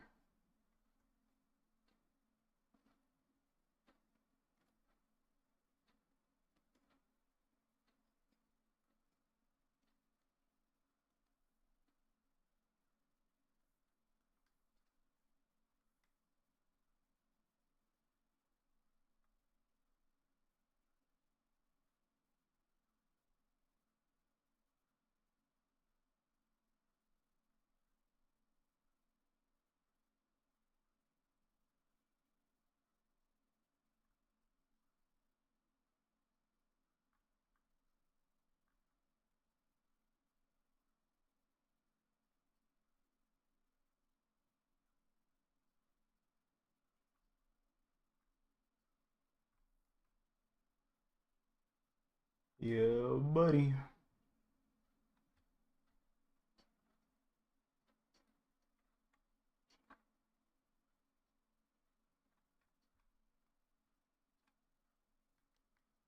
All right. Wish I had somebody in the chat to say I understand it now. Starting to anyway. So last one was a hot eye mess. It's all good though. We'll make it work. You see it. You see it. Yeah, I appreciate that. Yeah, I'm gonna take a quick break. We're gonna go for about 10 minutes. Per the schedule. Yeah, short break, 10 minutes. After we do that, we're gonna come back and we're gonna be doing some monsters we make analyses. So if you guys haven't read up already about monsters we make, it's a manga created by Corey Kenshin, and it's pretty much a supernatural horror manga or whatnot, with some science behind it as well. So like definitely want to get your thoughts and opinions on it, but I'll give my a little bit of my breakdown. I'm gonna start off what we're gonna start with, you guys, just so we're clear. We're gonna go with chapters 1 and 2. Okay. Just full breakdown of those two chapters because of time. I'd like to continue this conversation again, obviously, the next time. Also, I got a new manga I just got yesterday. If you guys not familiar with a manga called The Seventh Kingdom, uh definitely go out and get it. It's on, you can find it on Instagram. In fact, I will plug it here. I've been waiting for this for a while. This story. Hold on. I've been following this artist for a while too. I want to say she came on our stream maybe once. It was a while back ago. Really, really nice person. Let me see. But you guys really like the work though. Let's see. Here we go.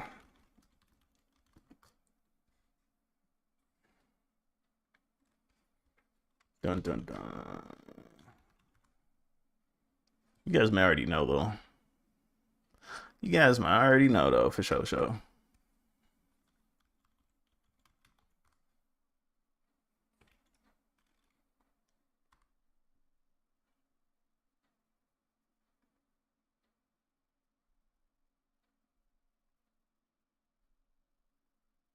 Okay, here we go. Here you go. I'll paste it here.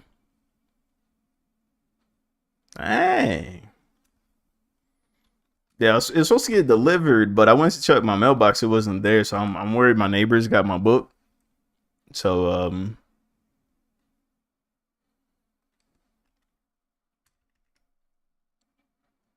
but I give y'all something to follow here.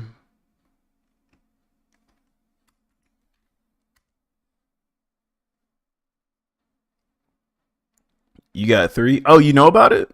Nice. If you know, that's what's up, dog. But yeah, that's gonna be my next review. Once we get caught up on monsters we make, we're gonna go to the Seventh Kingdom. I'll have a fresh read of it, give you guys my honest thoughts and opinions about it, and yeah, man, we'll go from there. But for the momento time, we're going to take a break while I got a chance, before we run out of time. But I'll see you guys in a minute. You guys stretch, get some water, take a break. I'll see you guys here in just a few. All right, man. Where's my? I ain't did this in so long.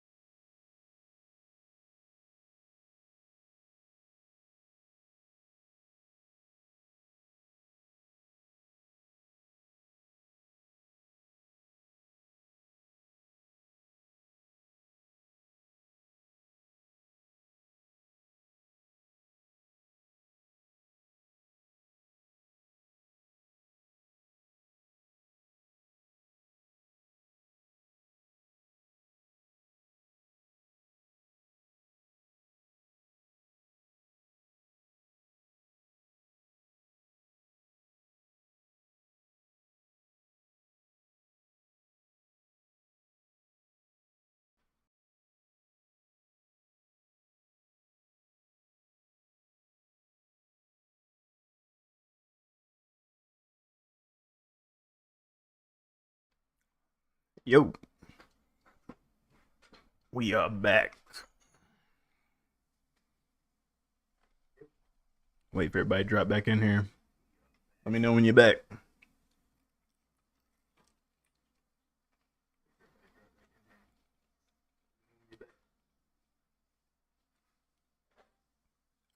Let me shut this door.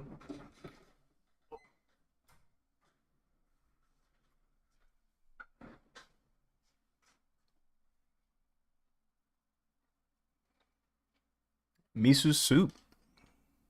All right, that's nice. You said you eating chicken, Keeman? Me too.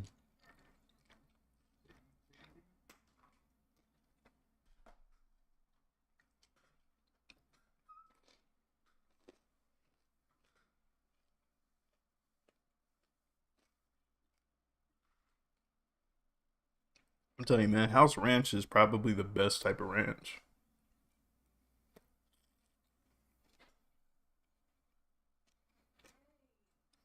Hold on, y'all. Oh my god.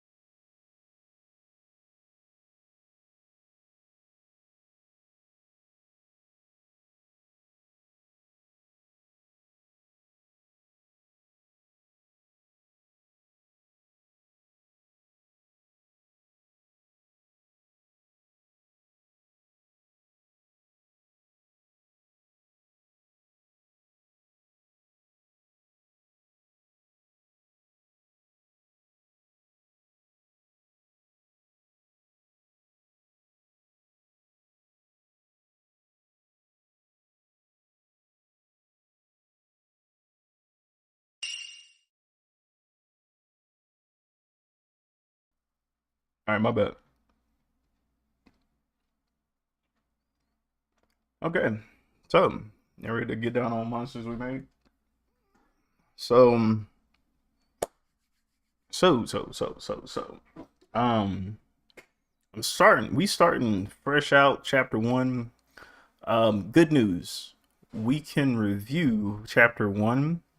Like y'all can see it because it's on. It's free. You know what I'm saying? So we're good there. Past that though, no, we'll talk about it. So there'll be certain parts that I'm not gonna show you and whatnot, and there'll be parts that I will show. So we'll go ahead and get that out of the way. But oh my gosh, it's loud. All right, I'll turn that down. Okay, so let's go ahead and get to it. Oh dang, I just knocked it out. All right, so for the most part, you guys, I've actually enjoyed monsters. We make it to again, it's fresh,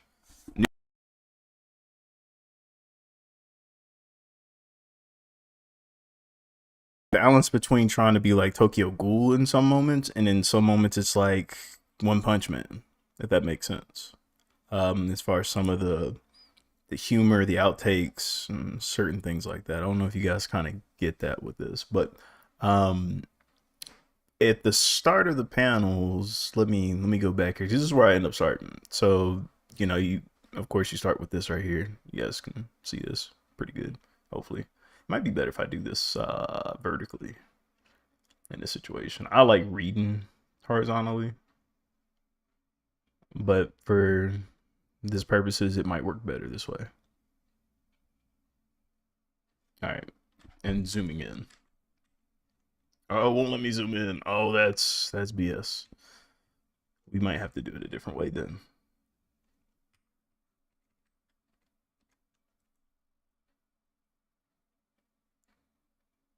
Yeah. Yeah, we're gonna have to go back to this then. This is actually better than. Well, excuse me.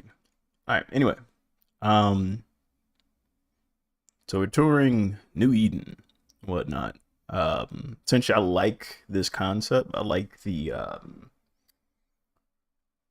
distance shot with the city and whatnot. Now, for my preferences, this is just something I like to do. I like to just have just the shot itself. I don't like to crowd it with a whole bunch of other stuff and whatnot, but that's just a me thing. I do like how it twiddles on down to the rest of this here, where you kind of see like the rain and whatnot. Everybody kind of busy on their phones, kind of showing you the way of life. Another thing is kind of pretty hard. I don't know about y'all, but when you're doing like a futuristic world, especially semi-future, it's kind of hard, man. Like, pause. Like, I feel like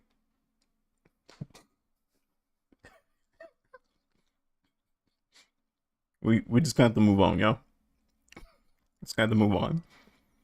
But I feel like with just stories in general and doing them futuristically, especially within a time gap, it's really hard to get the language down because you're still a part of this century trying to think about what people are going to talk about in the future.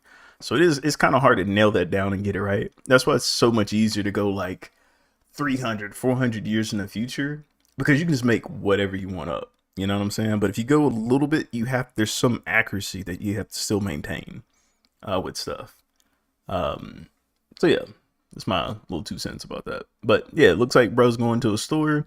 Looks like there's a group of people here of characters that we end up knowing. I'm not gonna spoil anything. I'm just reviewing right now just the characters things and whatnot. Because I think Keeman, have you read this?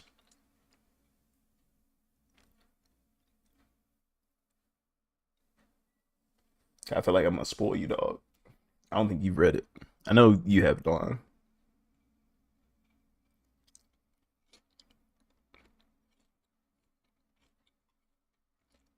Welcome back, Chaos.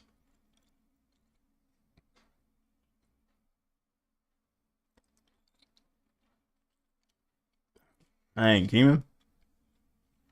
So I've read it, forgot about it, and then had to read it again because I forgot about it. But yeah. Um, so essentially, they're walking into what looks like is a convenience store. So you have, there knows some strange activity, and they have some tech that kind of lets them know when there's some special people afoot, when there's evil afoot. Okay, best way I could describe it. And this character, but he's like, we're closing in 5 minutes. You should all be you should all be home dreaming. Such horrible night to be out, especially a school night. But then again, you look like the type with no worries in the world. Now, for me, not bad. I like the autonomy of this character, like how they're kind of presenting him. Like we already know this is the guy who's gonna cause some reputable harm, right?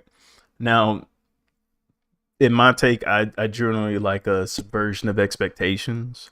So I would like the more dangerous person to look intimidating first, and then someone out of nowhere is the person who ends up becoming like the gangly person. So like there could have been like a janitor that was really creepy and he was like doing something weird with the people around the stuff and they suspect it's him, but all along it's like the cashier who's kind of just making these smart remarks and stuff like that, and then all of a sudden he just grows into this thing. Personal thing, not a bad thing, just how I would handle it, right? But for this right here, I would have loved to seen this on the next page. I didn't. I like this part right here. I would have loved if we just had this here and then just had the little eye check right there, and then the next page we kind of go to that part of it, right? That'd have been, I don't know, it'd been a good page turner. You know what I'm saying? But again, nothing to cry about, man. I don't know why everybody's crying over this manga like it sucks. Like it's good. I mean, of course, I think anybody who goes back and looks at this with a fine tooth comb, you can find mistakes. Heck, no, you can find them with mine. So this isn't a tear down, but just my evaluation. Okay. Um, and I'm sorry, guys. I'm trying to do this and read the comments at the same time. So if I miss some, I'm sorry. Okay, nobody said nothing cool. So moving along here, I'm just gonna get to my point. So I'm not gonna go through this whole particular chapter, but they end up finding that this, they're real suspicious. They shouldn't have come. That's what one of the girls is saying. She's really nervous about being here, especially not having suits. While this guy's getting more angry and angrier, and he's just finding ways, and other people finding ways to kind of tick him off just even more. And by the time it gets to its head, you know, he's done did something, right? He's transforming, he's turning Super Saiyan, right? But once they figure it out, she's like, this is the most important part. I want y'all to pay attention to this. She's saying, it's a leaker. I told you we shouldn't have come. What the? And she turns, they turn around. He looks, eyes bulging and whatnot. I want y'all to pay attention to this really hard. I wish I could zoom in more, but there's clear disgust with them. Something happened. They saw something icky. And he's saying the sins of eternal night. He's going all this other type of stuff, speaking in parables. And they're like, I don't care. Let's leave. Right? And she's like, I should have listened. I should have. We need to get out of here now. Right? So you can see, look at the expressions. Right? This is what I want you to pay close attention to, the expressions. Now you have him. Love this panel right here. Love the extra teeth, all that stuff. That looks really cool. Now you get to this part, still seeing them in a frantic state, and they're running for the door, right? This is the part that kind of that took me out of it. And it was just this right here. Her smiling. I was trying to figure out why she's smiling. Is it because it's a sigh of relief that she's gonna hit the door? I wouldn't. That's the only thing I'd have been like, I would have changed it. That's about it. I would just had still more of a and that's what I was trying to tell you, Delon. I think there was probably it could have been. I could be wrong, but there could have been a miscommunication, because when you have this type of story, you have writers, you have color, or in this case, you have shaders, you have line workers, you have people who go over the writing. So the people who are writing the story are not drawing the story, so they have to tell and communicate to the artist what it is that they're seeing. And so they could have just been saying, hey, we need this character to feel like they're being relieved, like they almost made it, right? And both of them kind of have that. His expression to me is a lot more better in that situation, where there's a little relief there, because he's slowing down with his hands kind of being flimsy a little bit, but also there's this sense of despair. I can't believe I put us in this situation, right? Hers is very off a little bit, almost like she's happy that she almost won a race type of thing, right? I'm almost made it. If I can just get just here and I'll get there. And I think just moving the lips under just a little bit would communicate the same thing that we're getting with him, where there's just despair, but also relief. And I think that's just sometimes communicated with writing. Not a big deal, but it's one thing to kind of, when I'm reading a story, there's just going to be certain things that just make me stop and realize something just because I'm an artist, right? But I don't know. Is that something you guys caught, or am I freaking out about that?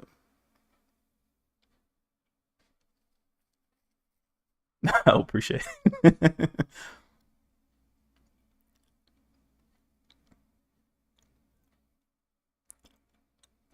But yeah, did you guys catch that at all?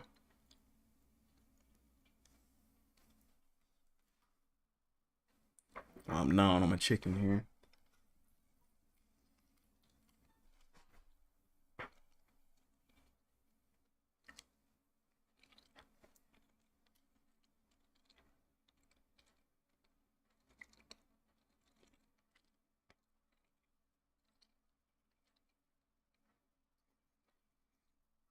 Yeah, and that's what I when I tell you about when you read a story, you want to read a story and not think about what is the author trying to communicate. The minute you do that, you've lost the story.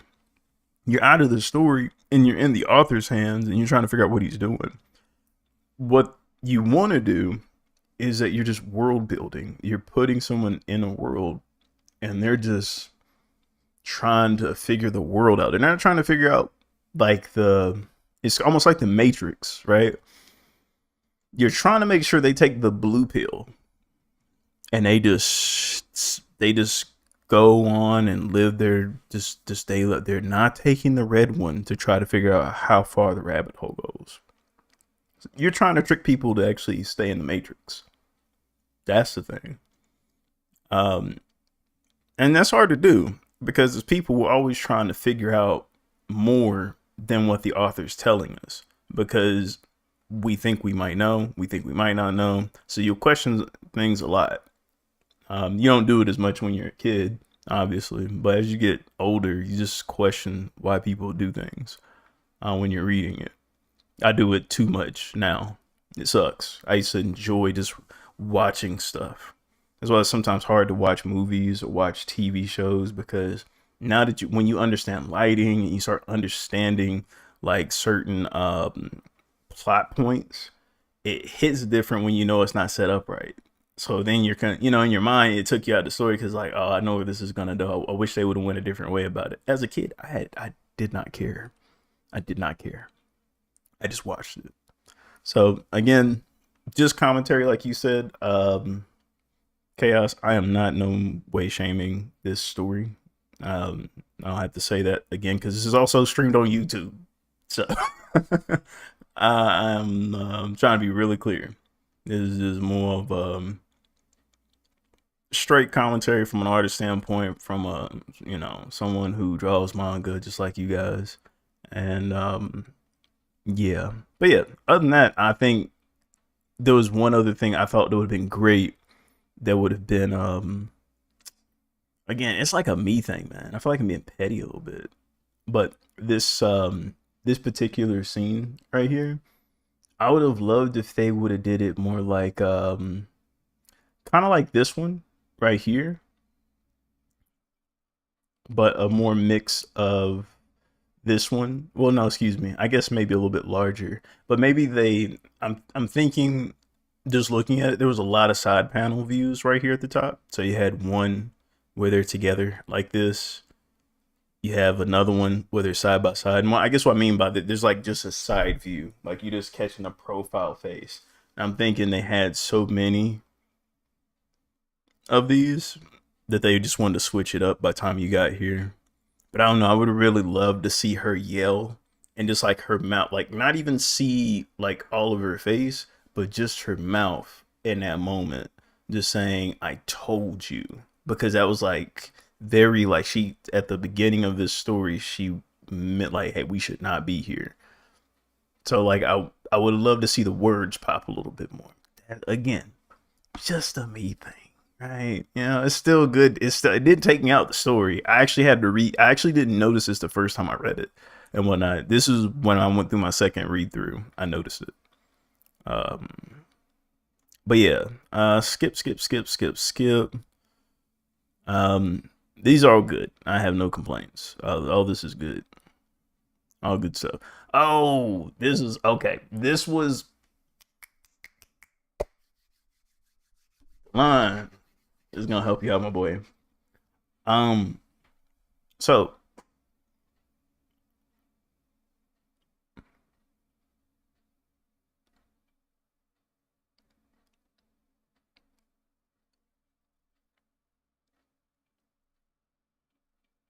let me read your comments real quick. Yeah, sometimes it's also an author wants things that they have to compromise with the artist because the flow of the pages matter and what they envision might not work the way they think. So you also have to communicate the same thing in a different way. No, very true. And that's why I was like even mentioning earlier about just how to And that's what said that relationship is like, it's like wide receiver quarterback type of stuff. Like you guys have to be on the same page, um, literally, um, because saying words and drawing them can mean so many different things. You can tell them, hey, this person's going to feel this type of way, and they draw it, and it still doesn't look the way that you said it because they interpret it different.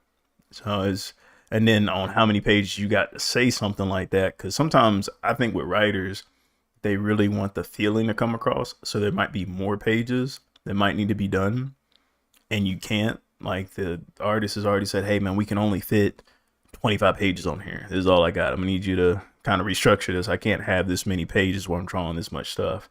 And it could probably be vice versa. But that's why I gave it the benefit of the doubt, because it felt like it was just a communication thing. I didn't think it was like a done on purpose thing.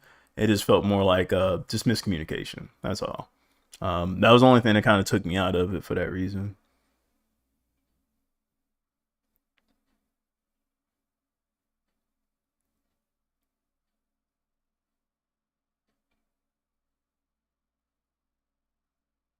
Okay. See, for me, man, I felt like with OG Naruto, with One Piece, Bleach, um, I'm gonna keep it 100 with you. I didn't look at those things. I read the story just to read the story. Like I read Naruto like I was watching the anime. I just got in it. Like I was not thinking why Masashi Kishimoto. I barely knew his name.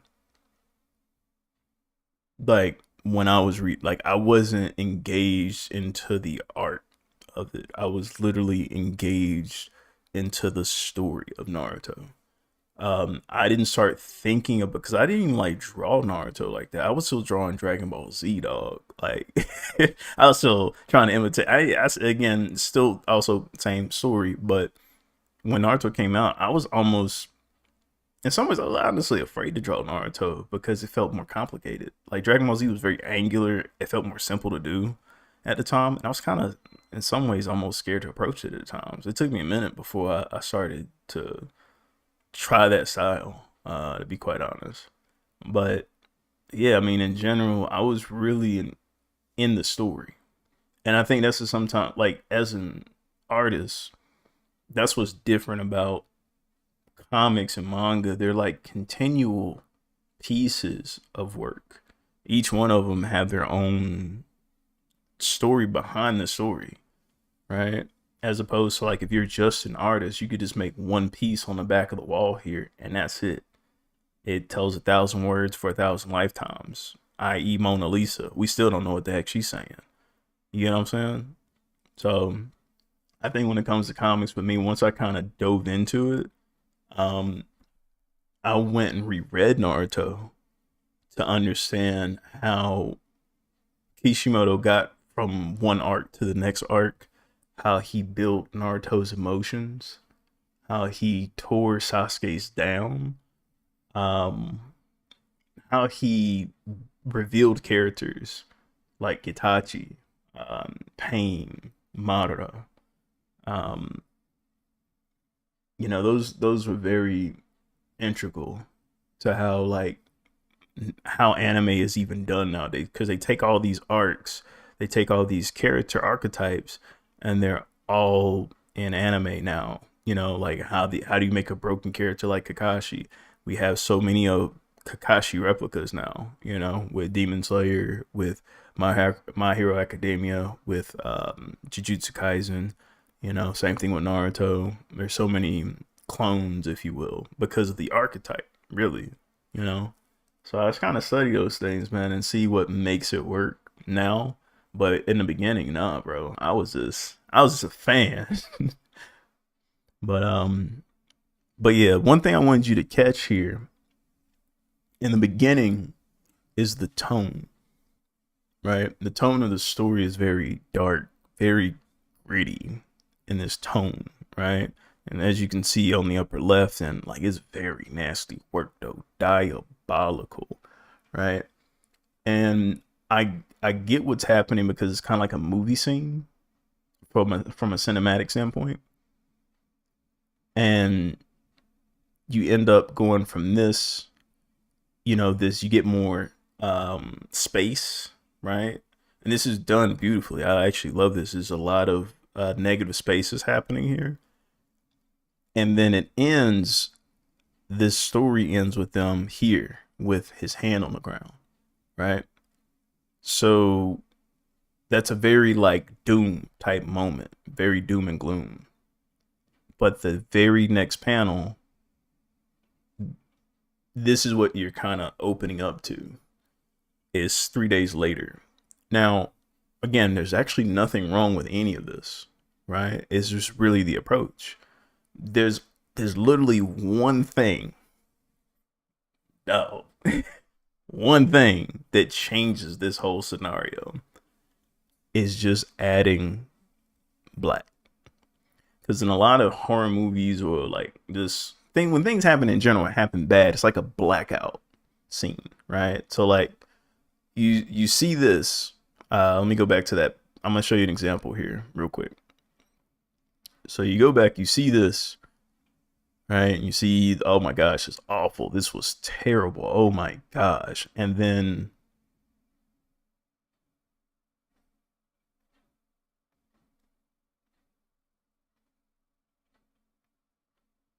you see that.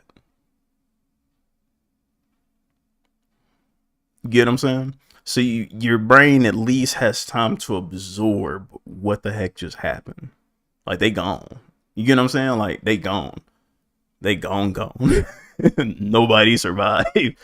Just adding that part of it would keep you in that cinema for just a crap. Wait. Oh yeah, I'm double talking. Sorry. But but yeah, just going to black.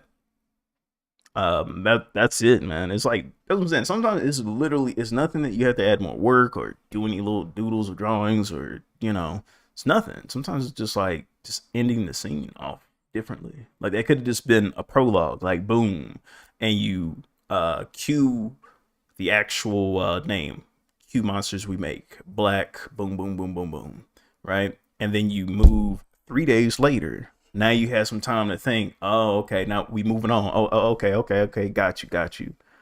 It's just, I know it's weird, but it's almost like you have to tell people's mind what to do, what to think.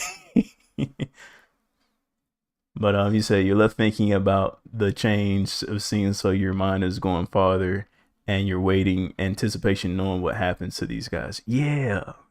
Like just adding just a little bit of that. That's all. But other than that, like I said, there's nothing wrong with this scene. You just want some space to feel for those characters, just for a moment. Like just like when you hear something bad happen back in school, what did they tell you? A moment of silence for the victims of who, right? That's it. Just moment of silence. That's all.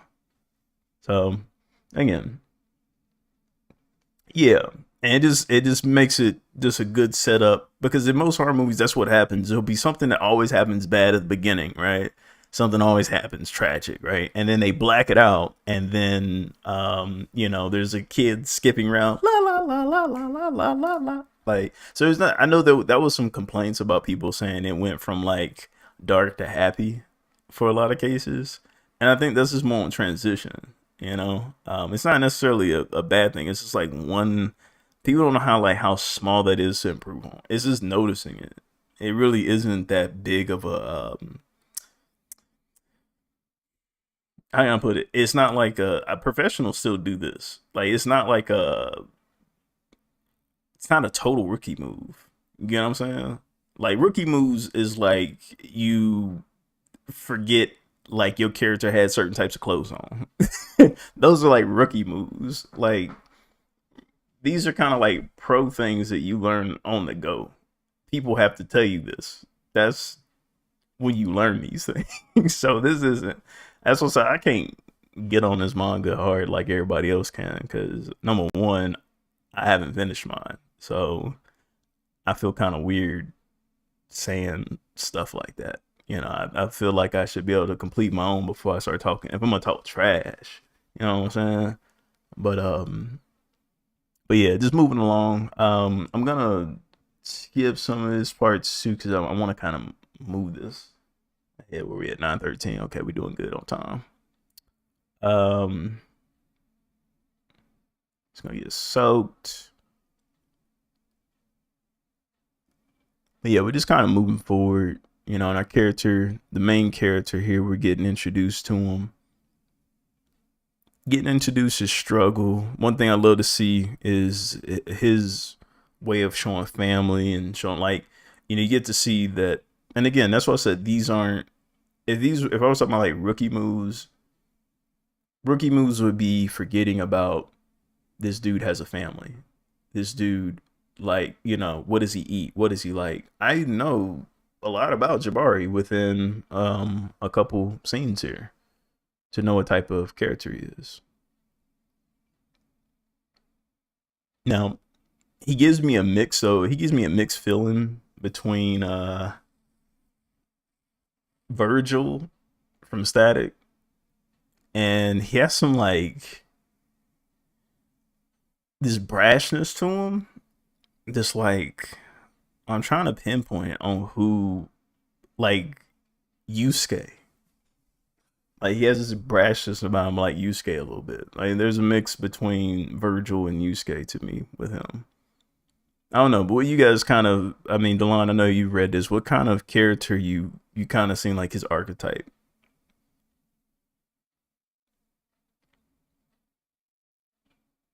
Now, Liam, when I read this a second time,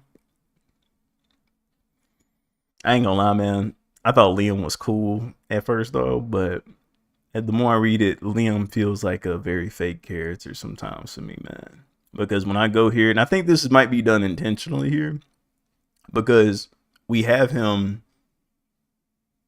enter the scene right here, right behind Jabari, his face down, and he takes a swipe at him, right? And Jabari goes flying away, and he's about to get hit by a car, and then bro like teleports and gets him and whatnot, and he gives him a smirk, right? Now, I thought this scene was interesting. He was like, I just saved your life. He's like, man, what the heck? You just pushed me, threw me out the road, and then you gonna save me? Now, these are throwing hands type eyes. I ain't gonna lie. You don't come down from that without, you know, somebody's fist feeling, you know, your fist feeling somebody's face. At least an attempt. But see, hey, look, this right here, black scene, right? I think that's as far as I can go for the free chapter and whatnot. I think I can just go this far and whatnot because that's the free one. But oh yeah. I see how that could work in a hard sense. In a standard sense, I see how things flow for different works. I mean, some can work, some can't. But what I think how it's set up is a key factor of telling a story. Besides, I like how everyone is introduced, especially during volume 2. All I could say is Liam is very complex in volume 3, but I'll tell you how he is. I I feel you. I think like with Liam in that moment, I was always questioning like why he have to do that though for real. Like don't get me like, oh, you gotta test, because even Jabari said that, hey bro, this ain't no you gotta test the rookie or the new guy or whatnot. So this wasn't like the first thing when I said it was a communication thing. There was literally a situation. And even with the other chapter after this one, when I want to say the lady in charge, I forget her name or whatnot, who pretty much says, Jabari up, say, hey man, you either gonna do this or your whole family gonna die. Like she pull out that type of thing on him. You gotta remember Liam was in that scene like in a very dark, sinister type of, like almost hidden. Like we knew it was him, but he was hidden. So why was he hidden like that? So either one or two things. Either one, and again, do not tell me, because I know you've read chapter 3. I haven't read all chapter 3. I know it's like a backstory on him and whatnot. So I know there's gonna be some evolution with him. But right now, to me, he coming off a little wishy-washy. That's all I'm saying, dog. Cause why you gonna throw my man's out on the road, pick him back up and then smirk like everything okay, right? And then like he has these moments where he like freaks out. I don't know if you know it, but like bro just be he just all of a sudden he calm and then he just all of a sudden he angry. Like he only got like Liam only got two modes. Smiling and absolutely furious.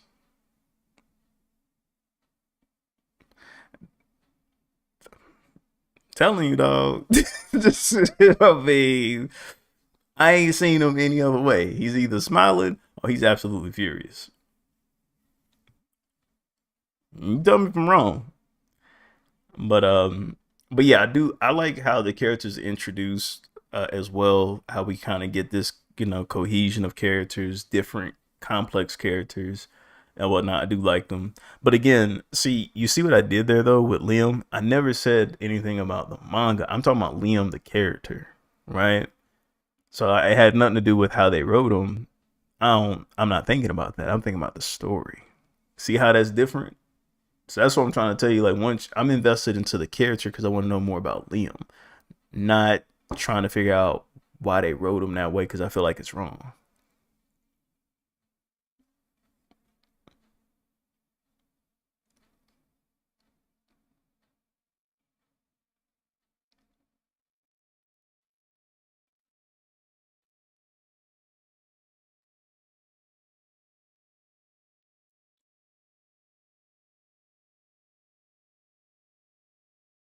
Yeah, zero exactly. He's just real chill. Well, cause like, look, I'm telling you, like, look, okay, so you see, say here, and what's good with you, bro? I ain't seen you in a minute. I hope you're doing well.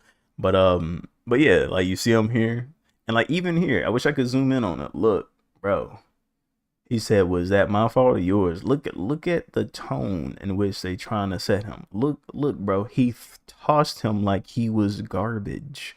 You see how he threw him over there?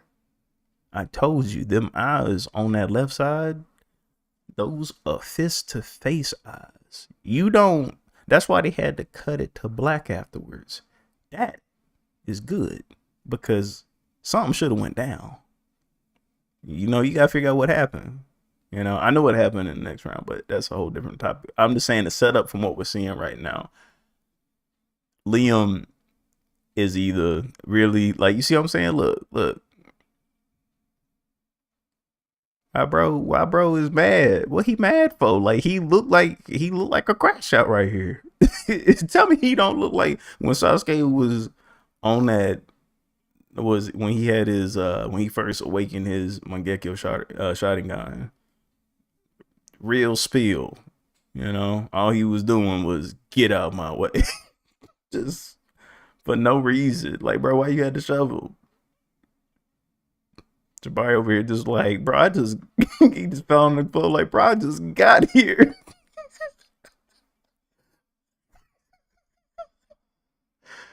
Oh man. Yeah, she told me it was dope, man. Y'all got to meet. I got to meet the actor who played Boma and daggone Faye from Cowboy Bebop, man. As and Yodoichi, bro. That's what's up, man. Oh man, bro, you gonna have to put that in man, put that in Slice of Art. Or let's see, we got anything else for, but put it in Discord, bro. I gotta see that, man. I know you got yeah. She told me I got to meet Squidward too. And what was it? You got a sign for one of your family members with the handsome Squidward. I think that's dope.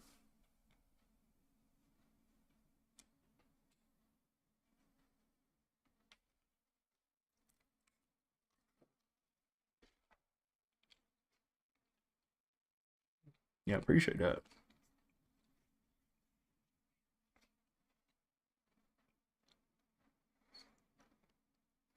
Nice, man. That's a lifetime achievement award right there, man. If he don't know how special that is, bro, man, yeah, that's gonna be something. That's gonna be something later on, dog. I want to say that like handsome Squidward is like literally a meme. You can get a Funko Pop of him, right?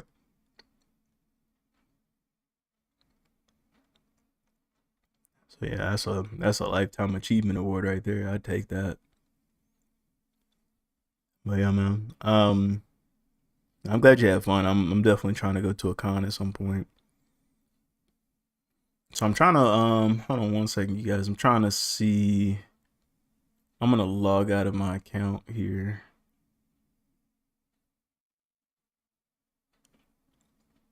and try to go to the volumes and see which ones are free.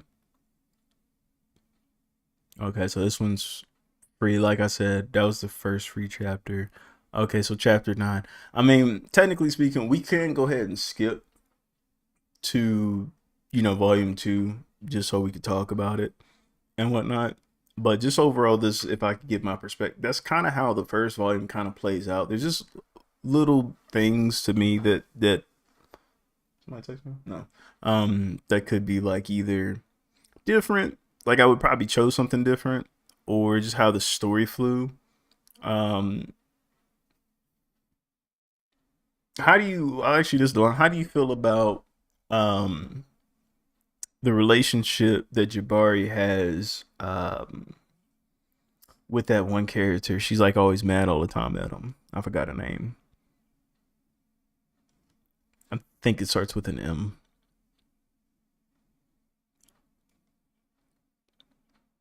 I forgot that quick. Hold on.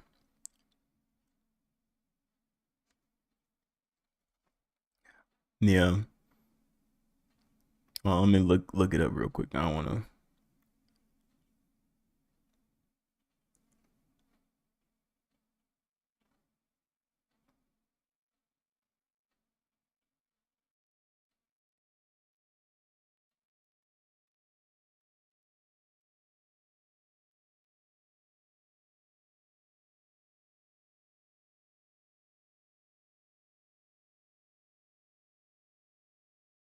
Mm-hmm.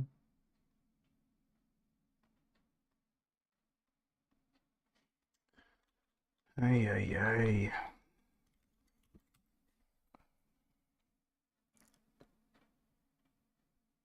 I think I use my iCloud. Yeah, I use my iCloud. Let me see. Did you put it in there? We got an ad coming in, y'all, in about 2 minutes.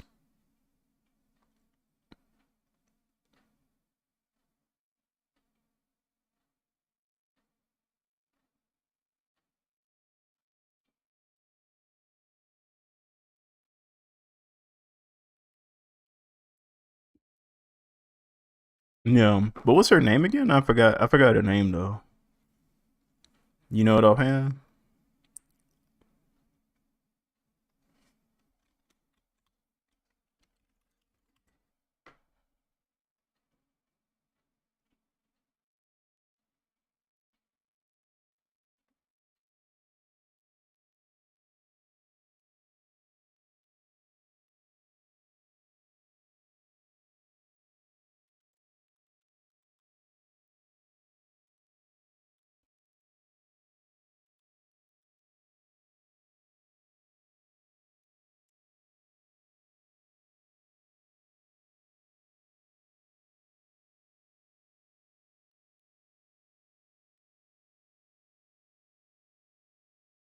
Ali. Appreciate that.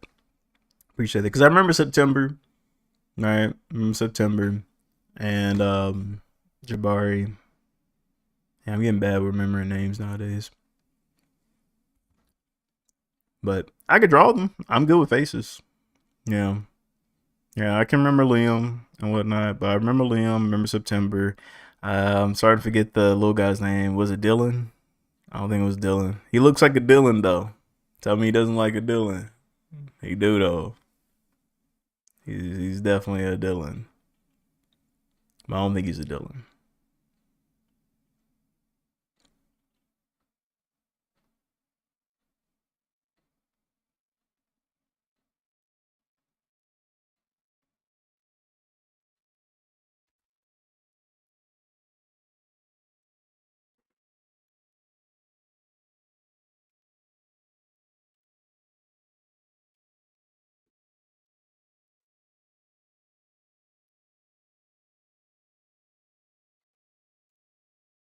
Barbecue.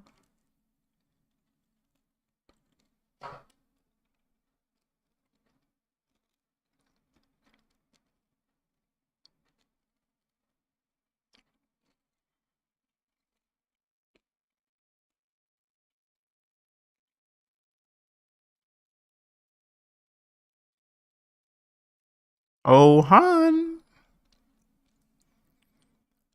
But he do like a Dylan though, don't he?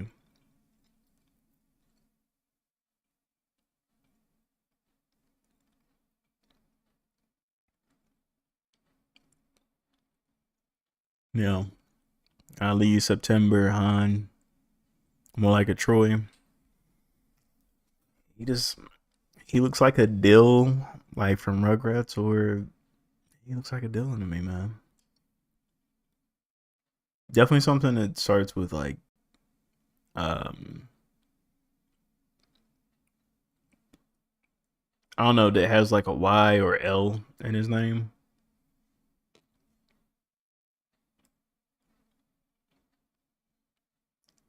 Devontae? Nah. No. No, I know Devontae. Devontae is fighter in Spanish, bro. No. No.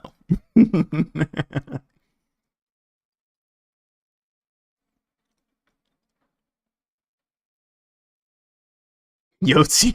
Okay. Let's move on. You done. You cook, bro. Oh man. Oh, that's funny. All right. So we on to chapter 2. All right. 11 years ago. This is when they're kind of giving a backstory here with the project.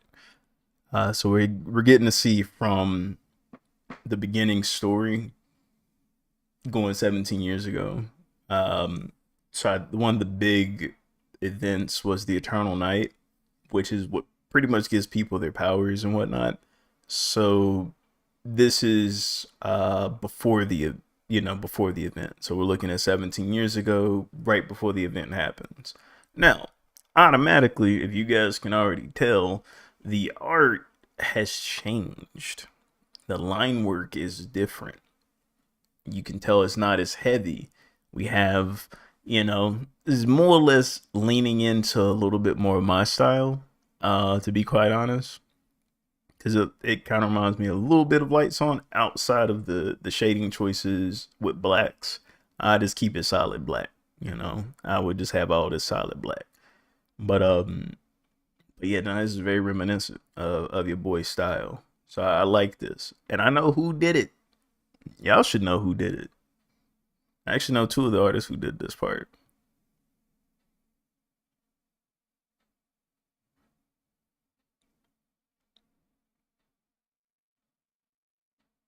Yeah, it was. It was. Yeah. Yeah, it definitely was. So definitely like this. But yeah, third I can see thirds work heavily in this. A lot.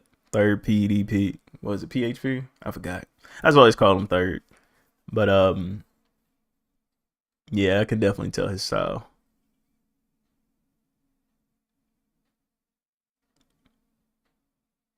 Him and DD Mark have very similar approaches. Not necessarily always in style, but just how they do their proportions in most cases. I've noticed. But yeah, this is again, I'm kind of noticing the art a little bit more, just the changes. They took a different approach. The first one was very more like gritty. There was a lot more lines in between the lines. The proportions were also like more. They were more stylistic to me. This one is a little bit more closer to realism. It gives more out as far as body proportion wise. Um, just the face symmetry is up into just the point where you get to the hair where it's different. It reminds me a lot of this style reminds me a lot of like My Hero a little bit. I see just in the eyes and stuff. Um, but yeah, nah, it's really nice. One thing I've been able to at least take from, if I could ever share anything with like Corey or just the people who do the shading work, like you know me, you guys, I found at least a little cheat code with Clip Studio because I feel like even though like with the dots and stuff, it's not necessarily a bad thing once you print it. It's actually great. Once this actually goes out and prints, it looks amazing. But when you're looking at it digitally, I don't know why it's like the contrast sometimes it messes with my eyes when I look at it for a long period of time. And this is only because there's repeating dots once you get to like the gradients and stuff. Or they come out and they kind of cluster together in certain areas. It's kind of weird, but it's like pixels in a way. But I found a way to kind of get past that with either blurring it, or there was a tool that I found to make my own tones, and it came out great. Where it doesn't, it still gives the manga look like if it was printed in that way and not so digitized, if that makes sense. But yeah.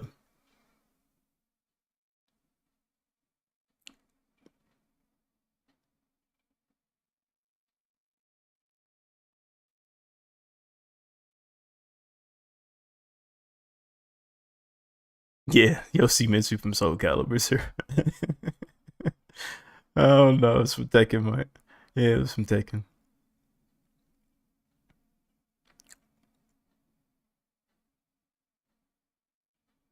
You know what? Yeah, I forgot about that. Yeah, yeah, yeah,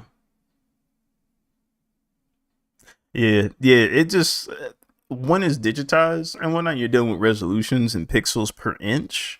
It's a lot different than when you're dealing with ink, you know, and you're dealing with dots on paper. They translate different to your eyes. So that's one reason why like they do it this way so you can print. But even not even with print, you know, they use actual tone that you can just buy and just cut it and peel it off. So I wanted more of that. Like when I'm doing lights on and when I start doing Trailblaze, I want more of that. That way, it's just it doesn't things are just not missing in translation a little bit. Like I don't want to take the readers out of it. Like, dang, why you got so many dots on his face? Like, because then it keeps you from having other types of characters. Because like, what if you have a character with freckles? You'll never know. You won't know. He's got dots all over. There's dots everywhere. You know what I'm saying? You know, you barely have a mole there. Um, but again, these aren't like critiques or anything. These are just design choices, y'all. So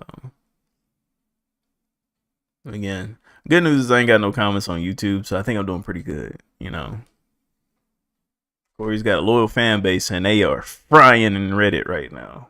I don't know if you guys have been seeing that. They can't just get along.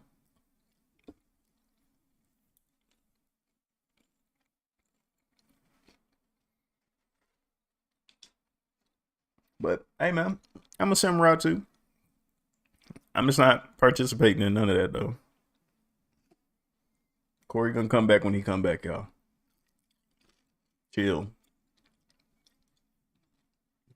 Trust me, I'm not the one to tell somebody to come back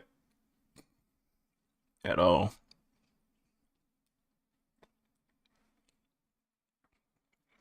My name is Bennett.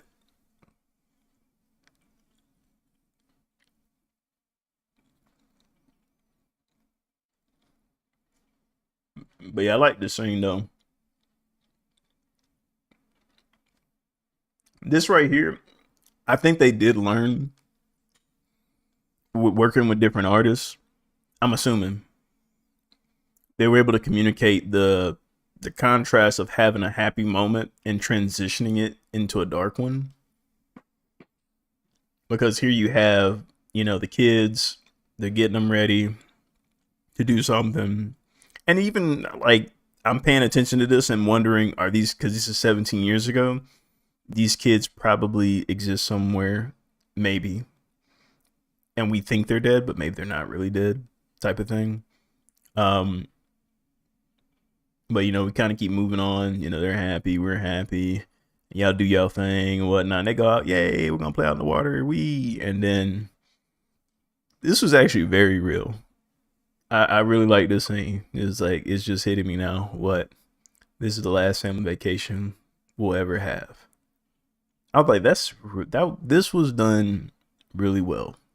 I actually love this panel, and this is setup. I love the setup of the family slice of life story, and it's real. About to go through something, and they're just soaking the moment in and knowing that this is it. And then you get, this is the page turn. This is what I was talking about in the first one. Was she worth it, dog? When I read that, I was like, oh, I did that little Wayne. Ooh, he dog, low down, dirty dog. Because when you go back a couple of pages earlier, we see the man himself looking like a genius. I've concluded the project's true pretend. He's coming off as this mastermind, and you know what? We're already suspecting who who is the girl, right? You know what I'm saying? So I'm thinking it was her, because she said, together we make light.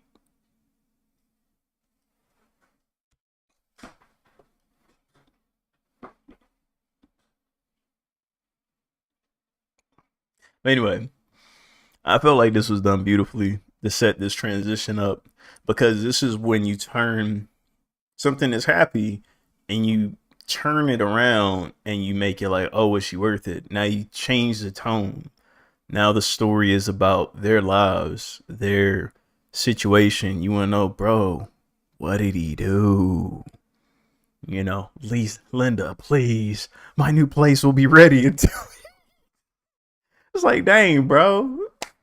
She didn't ask you that. She asked you, was it worth it? I mean, you know what he gonna say. Heck yeah. But he was like, no, my place will be ready in 2 weeks. So pretty much, yeah. I heard him get about your life. Off to start your new life, sweet escape. Yeah, that's crazy work, dog. Crazy work.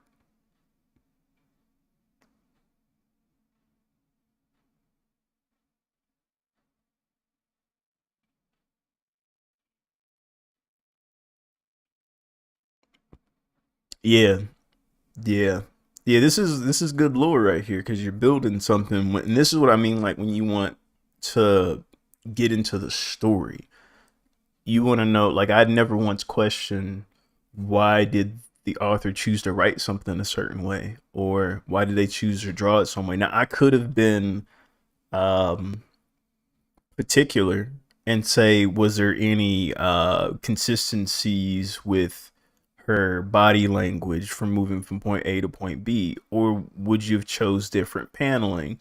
Like, instead of showing this walk away moment, maybe you could have had a exploded image with her walking, like him saying that, right? And her face being like majority in this photo, but you see like just her mouth. And at the bottom, you have off to a great, off to start your new life with your sweet escape, right? At the bottom, leading to the next page. And then having his being more the farthest end of it. So it could have been more like a distant shot, kind of communicating that his words are not reaching her because they're at a distance. The close up is what's the reality, like the truth, what she's saying, right? So again, I didn't think none of that when I first read it, or the second time, because I thought that in real time. That was a freestyle, just to let y'all know. So, but if I'm just reading it, I just read it. I didn't even think about if there was anything to improve. And that's what you want in a story. You just want to be able to just navigate, man. You just want to read it. Like, I just want to shut up and just keep reading, as opposed to even talking. But I got to, because I agreed to do this, but I'm gonna play. But yeah. So after we kind of move, we move forward. So it says, you really want to do this right now with the kids a shout away. I was trying to figure out, man, this is somebody's real life. Like they got really up in this one. You couldn't chat GPT this one, man. You want to bring up the kids. Let's call them over and tell them what daddy gets up to gets up to when he's working. Whoa, wait, hold on. Let's read that again. Let's call them over and tell them what daddy gets up to do. No, gets up to. What daddy gets up to when he's working. Is that a double entendre for something? Because the way I'm reading that, that sounds very. Anyway, I thought it was like what he gets up to, but no, it's just gets up. Yeah, gets up to do, but it's just like what he gets up to. Mm. So I'm working on something important to me, Linda, to the world. See, just that period. That's good, man. What about us? Are we not important to you? All these years, the smiles, the laughter, was it just a lie? Of course not. Put my dreams on hold while you pursued yours. Working for that dang Sonata company, I did everything to be your good little obedient wife. Hey, bro. And what did it get me? Betrayal. What was it? Don't I deserve to know? Her breasts bigger than mine? A slimmer waist? No. She just gets the work, the value of what we do. Ooh. That's the one time he told.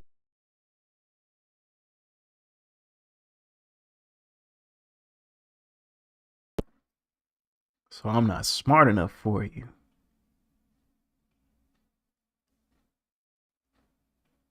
Mendota, I'm begging you, please help me understand. Linda, I could never love you. Dang, the way I love her. I'm sorry I didn't mean it that. Dang. Woo. The setup, I hate you. I will hate you with every fiber of my being until I'm dead. Wow. I'll make sure Cliff and Paula know the kind of man you are. I get that you're angry, but that does nothing for them. Yeah. This is real. I like this. The emotional weight that carried to move that around.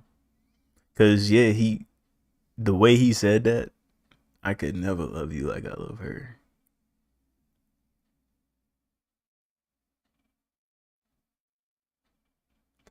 Yeah, man. That's what I said. You see the difference, and that's what I said earlier. Remember last week I told you what Corey has the benefit, and also the unfortunate part of his journey of being a manga artist, writer, illustrator, all that good stuff, and having a crew and having the people, is that everybody expects him to put out Naruto on the first volume.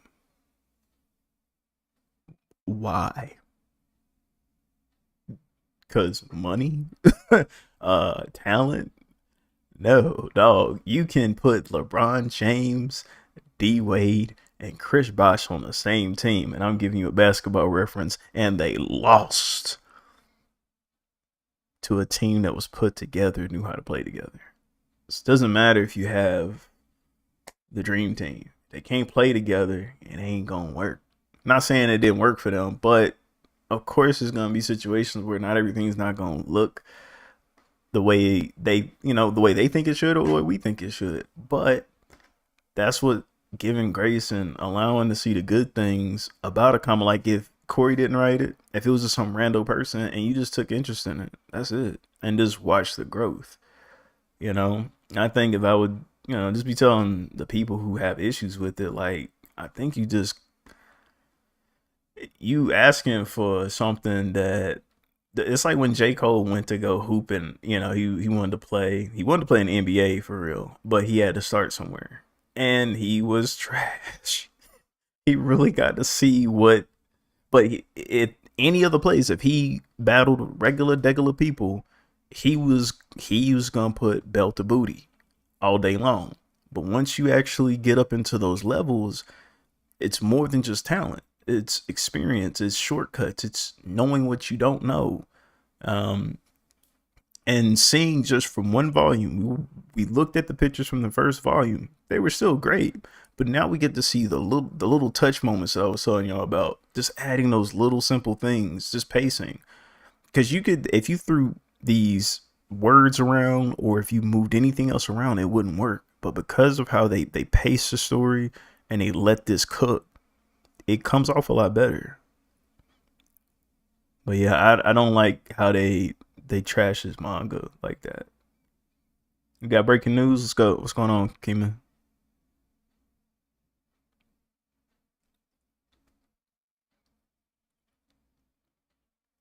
Why you doing that? I'm gonna go ahead and grab you another bite.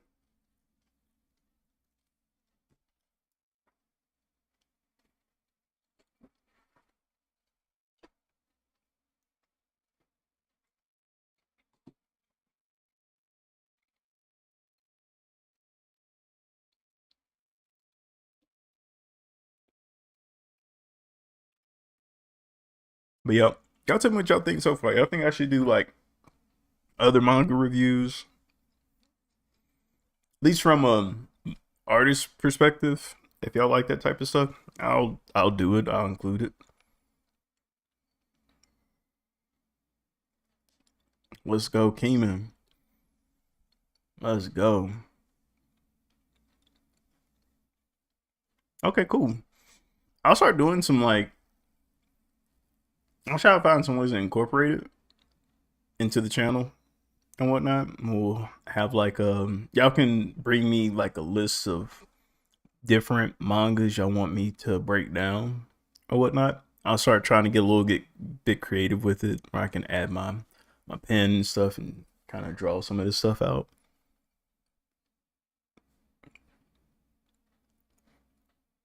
Wait, no, I think Keeman haven't read it at all yet. He's starting from volume one.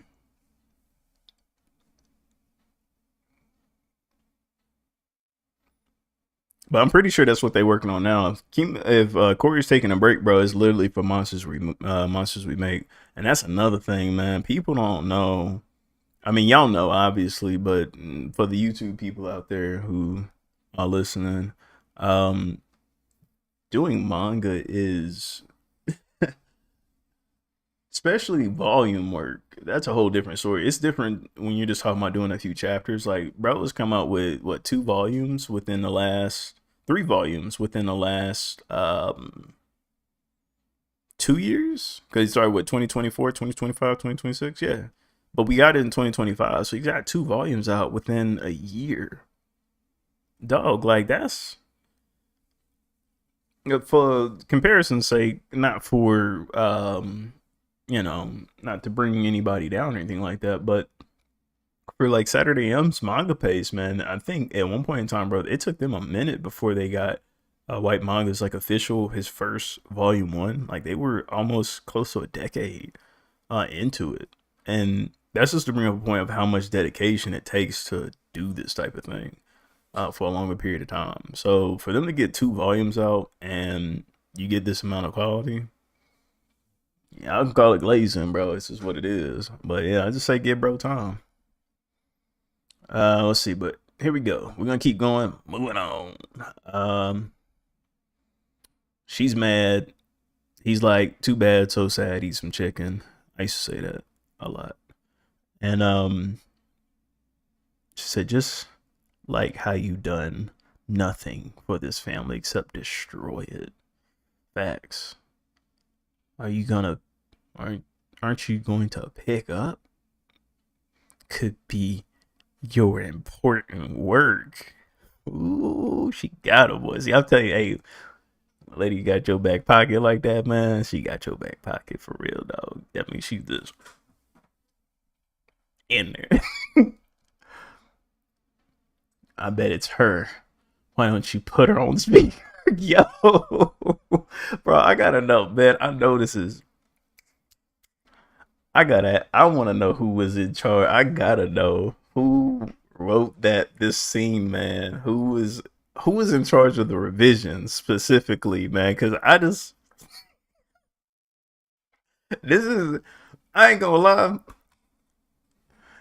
It sound like a sister talking, bro. It sound like a sister talking. Why don't you put on speaker?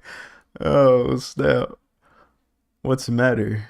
Didn't want your wife to talk to your girlfriend? She deserves to know what kind of man you are.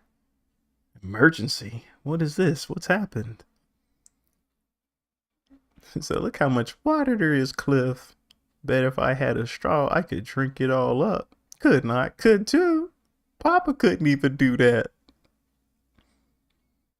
Hey, mom's crying again. That says because she's a girl. They're always crying. Yo.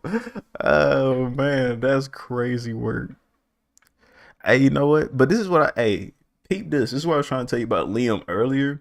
Like, there's some purposeful things kind of set up a little bit. Like, the guy was kind of meant to look like a real nice guy, but we slowly deteriorate of how, it's kind of how douchey this guy really is, to be honest. His kids are also picking up, well, at least his son is picking up off of some of his behaviors and whatnot. He don't even see his mom's in pain because she been, cheated on, you know what I'm saying? Whoa. I bet when he find out though, it's curtains for dad. He gonna hate him.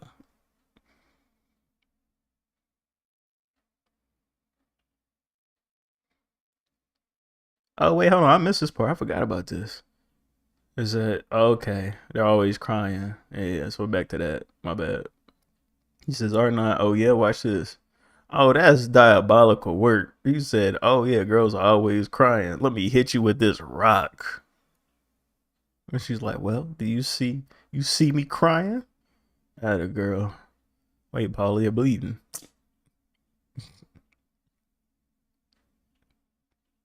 Yeah. Pull out the belt. I just need a sound effect for that. You gonna hit baby girl? uh, get like that gonna burn you Mac. Come here.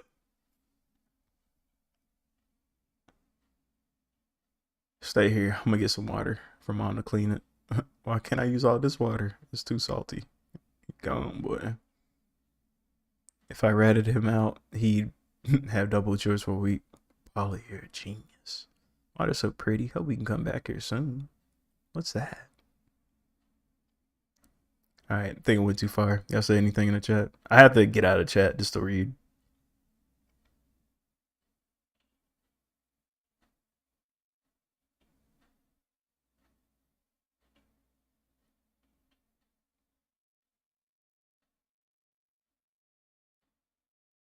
Nah, I don't say that. Hey, just pick it up and do it. You got it, Chaos. You can definitely do it.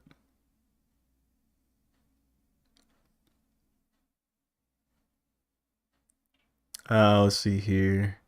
Something's happened at the lab I need to go fix. Hey, little man. What's going on? Okay, so we're going to the part where, you know, kind of sobering things up. We thinking, at least with them, we know where they stand. But there's this chilling thing that's happening. There's like an emergency. It's almost like Godzilla's about to arrive. We're getting that type of feeling. Um, but I love all this interaction. This is very like real kid behavior. Like, are you guys okay? So Daddy and we're fine, bud. We're always gonna be fine. Promise. Fake, man. But I kind of get. I mean, you can't. I mean, what you gonna tell? Hey, let's switch it around. But it was like Daddy and hey, bud, I cheated on your mom. She hates my guts, dog. She's gonna hate me for the rest of your life and mine. And she's gonna convince you to like end me. So I'm just asking you, pretty please, don't hate me. He's like, all right, see you later, Dad. No promises. He's like, they're fighting more than usual. I think something happened. Anyway, I got the water. Cliff, what's wrong with the sky? Ooh, yeah. Man, look at their bro hole. It's nice. It's a nice shot. I think it was a double panel too, right? No? Yeah, this was a double panel. Yeah.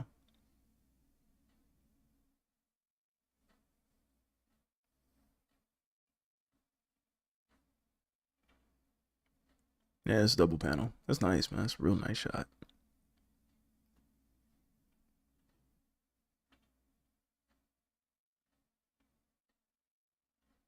We kind of see the panic. And this is okay, so again, the consistency in which I want you guys to look at this and how they get up. They go from 1, 2 to 3 as far as despair, right? So in their eyes, again, wish I could zoom in here. How far will it let me zoom in? Oh wait, can you guys see that magnifying? I don't think so. Hey, tell me if you can see my like, can you see like a magnifier? Or no? I have like my magnifier on.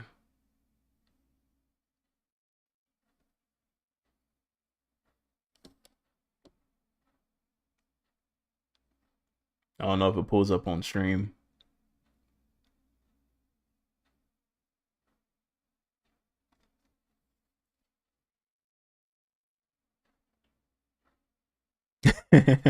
Right?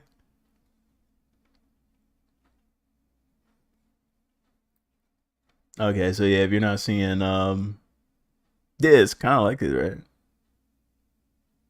Yeah, if you're not seeing my magnifier, it's cool. But pretty much if you can see where my let me see if I can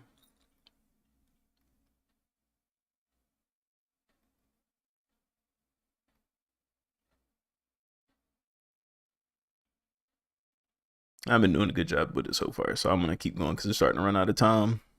But you can see their faces going from shocked. Again, there's despair in their eyes, shoulders rested down.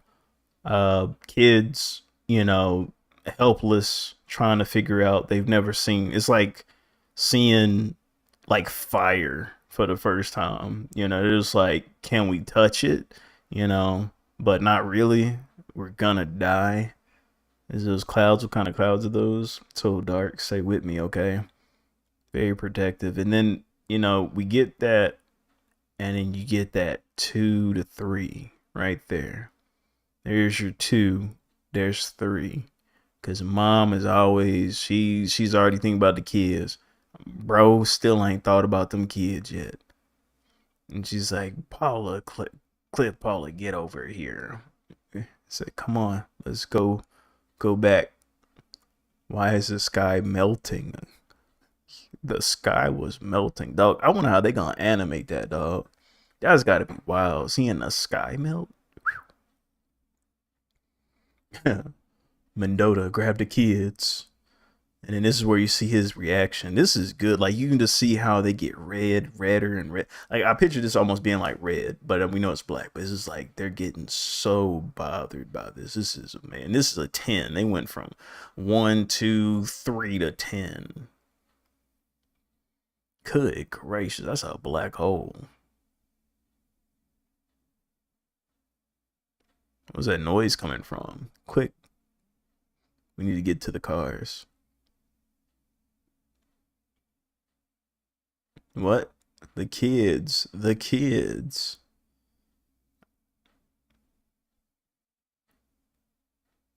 Said, get the heck off my son. Wait, hold on. Well, I feel like, did this skip?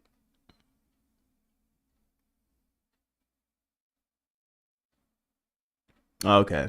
This is probably like the only thing I would have did. And maybe they just run out of pages, to be honest, because we're kind of wrapping up on the chapter here. But I would have loved to see like a head turn or something right before we got to this point. Because it seems like I felt like I almost skipped a page almost. Yeah, kids got trampled, man. That's diabolical. But hey, that's real life though, for real. That's gonna happen, man. That's why it's best to, if you're ever in a situation, do not fall. Yeah, global panic happening. The worst thing you can do is fall. Fetal position ain't gonna help you because like a million feet is gonna be on you. He said, Cliff Daddy's got you. Where's your sister? He said, I tried to save her. Dang, boy. And I like the paneling. Look at that. See, hey, look. Peep game, dog. This is how you save some space. Look at that. They transferred a boat. I guarantee you, before they revised this and put this in here, this was actually just one page. And they ran out of room. Possibly. I could be wrong. They could tell me, bro, we would never think of that. But I could imagine, because we're getting close to the end of the chapter and whatnot. I'm thinking you started running out of room. You had to figure out where you cut some corners and stuff. So I'm thinking that would have been the reason why. But this is a really good game right here. You added more panels within the panels and just big enough where we can still see what's going on. Because they're all looking for the daughter.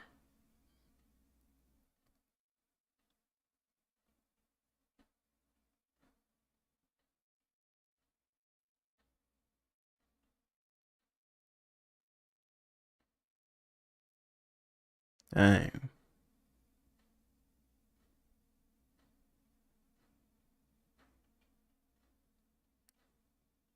Dang, boy, they still looking for Paula, boy. But yeah, I love the reactions here. Oh, this is good. Like, she's gone, Mom. I love you. Cliff.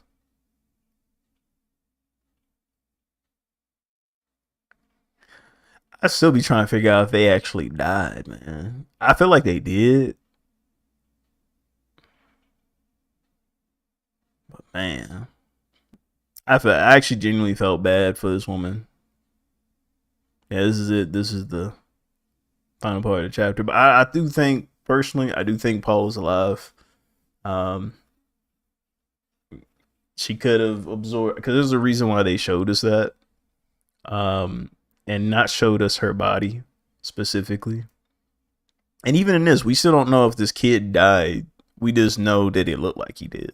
You know, we could take that out, and that's a good way to send it off, because after that you get black. See, after tragedy, moment of silence. So they picked up after it, man. See, yeah, I know, man. You just need some, you just get some OG experience, dog.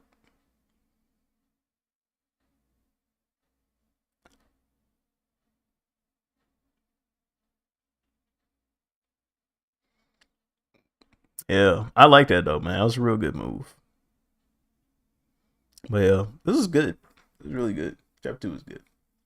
Um, as far as moving on after the chapters, and we talk about the assembler. So I only wanted to talk about what I could talk about in the, the free version and whatnot. But as far as from the visual standpoint, but as far as the story goes, I do know they essentially assimilate. There was the I want to say it's called Prepare the Hounds, because I know that was the DTIY thing, right?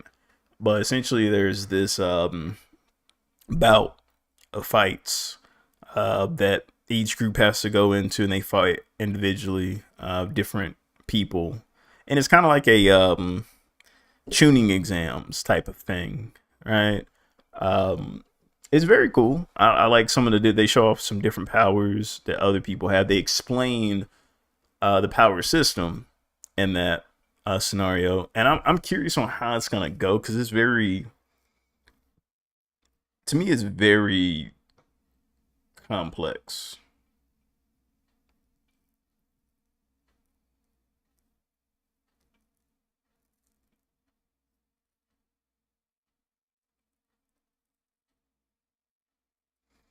Yeah, like when we get to another one. Yeah, like once we get to, like, I feel like with, because again, I can't show it from an artistic standpoint, so we just talk about the story. So as far as the story goes, what I remember, at least with Jabari's case, he starts understanding more about he is special, but still there's other special people out there. Like his story has kind of been a little bit like he's been special and he's kind of leaned in on that. And it's kind of like saying that hard work beats his situation ends up happening to him is hard work beats talent when talent fails to work hard, right? So he has this cockiness to him, thinking that he can use more because he know he's gifted, right? So he'll overdo it sometimes, right? So his gradual development or growth is in those little moments of him understanding that either one, he has to rely on other people, or two, he has to respect other people's game. Yo, what's good? Oh my gosh, I ain't seen you in a good minute. Cause you know what I'm about to say, right? I was like, hey, what's good, alien? Oh my gosh. You know I was killing that. But but yeah, I hope you're doing well. Yeah, it's been a minute. It's been a minute. I decided to start streaming again. And worked on some anatomy stuff today and worked on some I'm trying to come back to. Hey, you got it. You got it. I'm telling you, if I can do it, anybody can. Cause I'm telling you, I went through so much, bro. Like just trying to stream. Like that's all I be trying to do. And work, cars, house, name everything that can happen did happen. And still happening. I just learned how to mitigate it now. Right? But yeah, we over here talking about monsters we make. Corey Kenshin's manga is horror, supernatural, superhero story. So but yeah. Yeah, but so far, man, we was kind of wrapping up a little bit on chapter two. I was kind of overviewing it a little bit because I can't really show you guys like pictures and stuff and whatnot of it. Because we on live and whatnot. It's different. Like if I was on Discord, we just talking privately about it. But um, gives me an idea for next time. But what we can do, it does. It does. And that's why I'm like, I feel like I have to take this one day. I know everybody wants me to start streaming regular. Like, my 3 days. It's tough, y'all. It is tough. Because I'm just I'm just learning how to swim again, if the analogy works. And I gotta get to the point where I'm coasting. And then that's where I know I can really put in some more time because a lot of stuff is coming up and I got to be prepared for it. So, y'all know I got my business opening back up with Oasis. Trying to still work on this YouTube thing because I think it'll be a good bridge for me so I don't have to take breaks in ways that I take breaks, right? I can still keep active, whether it's doing the reaction channel, whether it's doing the OG Ronin channel where I will, play video games and just do some random stuff while I draw, any way to kind of keep me going. Because the thing is, and I know I'm getting off topic from Monsters We Make, but just on this topic alone, when I step away, dog, like I'm learning as I get older. It doesn't take too much for me to forget stuff if I don't do it for a while. Like certain things are innate. Like drawing is still innate in me because I've been doing it for so long. I just got to get the muscle memory. But there's other things that I haven't learned as long and I haven't put to memory that much. Like working OBS, working Twitch, working YouTube, working, all this stuff on my computer. Bro, when I came back, I was faded. I had no idea what I was looking at. I was like, yo, how do oh yeah, I got touch portal. Oh, I got this. Like, I'm like relearning all my software again in real time. So, but yeah. Let me see what y'all say. Yeah. Yeah, that's how I had to kind of take the approach back to. I had to go back and look at myself and say, hey man, I can't do everything that, because I can have it in my head, but just because I have it there doesn't mean I should. One, I should, because it takes up energy. Doing streaming takes up time from your day, like especially just planning it and whatnot, and trying to have like certain things set up a certain way. But even doing it rando, it can get stressful over time if you're not ready for it. So um yeah, definitely, I'm definitely gonna take my time with it. That's what I said. I think Saturday is a good sweet spot for me because I don't got nothing going on. I nothing. I make sure I get stuff done Friday. So the only reason why I was late today was just because I was doing this. So I was like, well, I gotta fix that. So we got that going. But let's see, y'all. I'm gonna go ahead and pack it up a little bit here, not in the stream because we still gotta do slice of art and whatnot.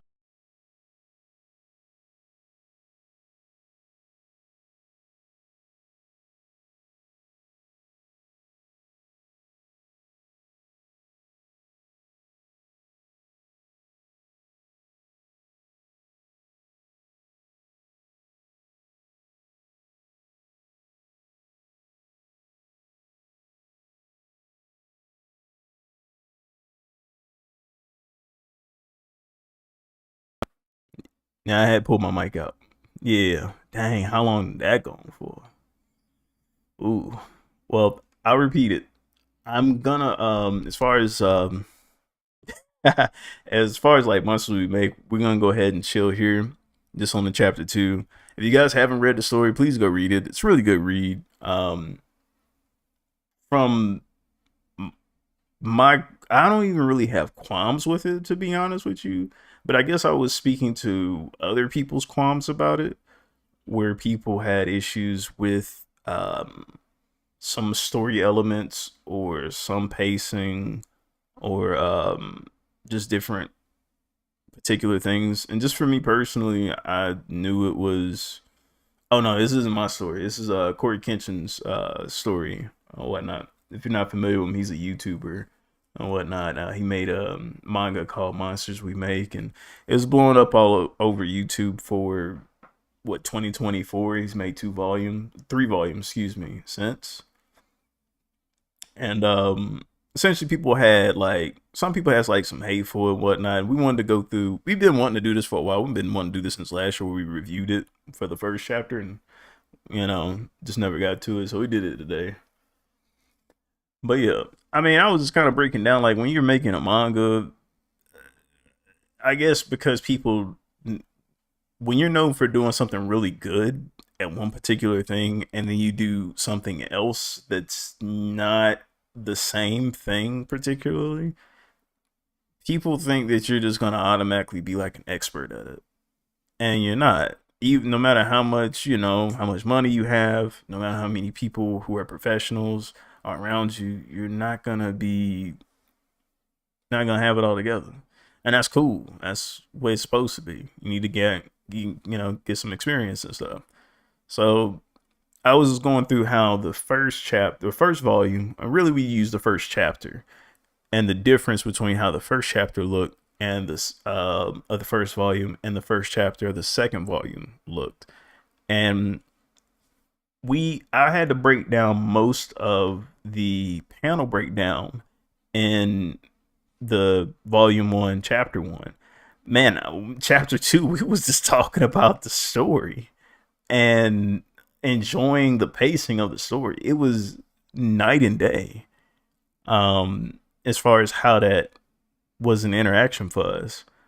And that's really because of experience. Once you get a chance to start getting your feet wet, you start really producing work and whatnot. You get critiques, you learn from it, and you go back to the drawing board.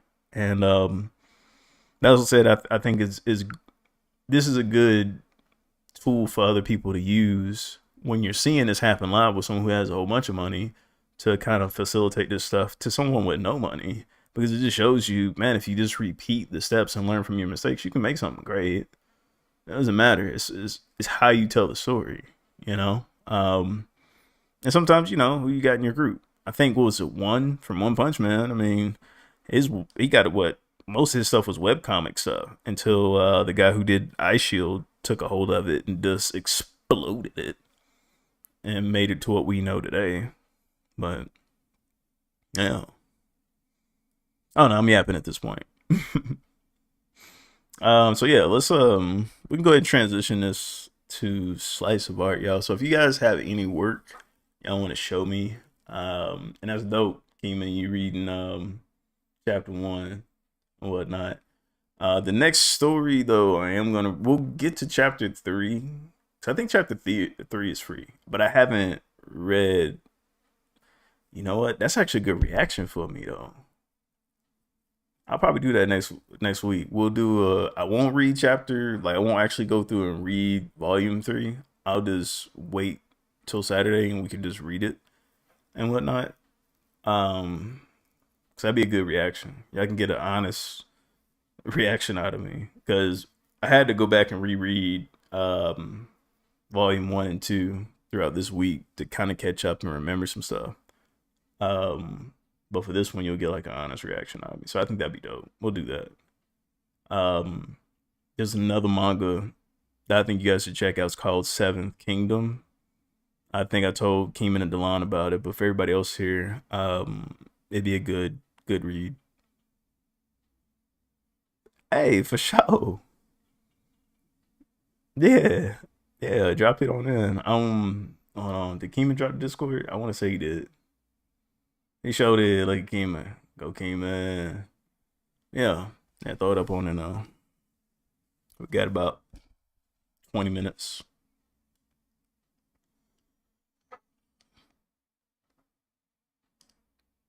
But this is what I worked on anatomy earlier today, so if you guys want to see what I worked on, why not? We did some worked on anatomy, did the upper body. We was referencing a book. It was called Taco. You know, we didn't draw no taco meat though, but we did we did draw just different upper body parts.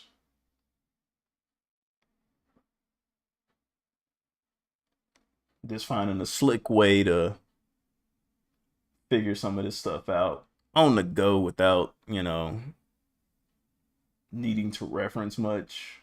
That's going to be the goal as far as learning this type of anatomy, is to remember the certain tips. I started off doing this with a sketchbook before I started going back in digital work. So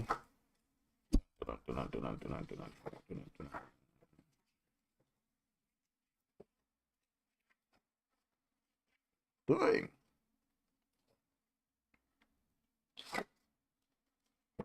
So yeah, start off with like, you guys, that's not gonna help. Let me go back here. While y'all getting set up in Discord, I'll show you what I got here. This is what I kind of set up with here first.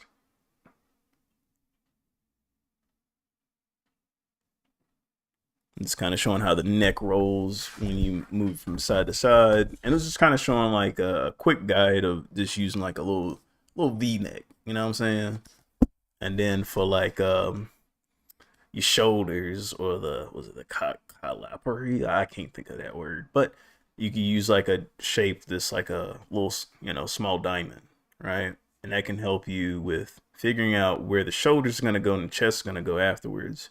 And you can use that same diamond right here to build your character the same way. So those are just different situations. There's some collarbone tricks that I did and whatnot, knowing where the collarbone fits to help you with showing emotion, like I'm doing right now. And where I ended up on this one was the shoulder and back.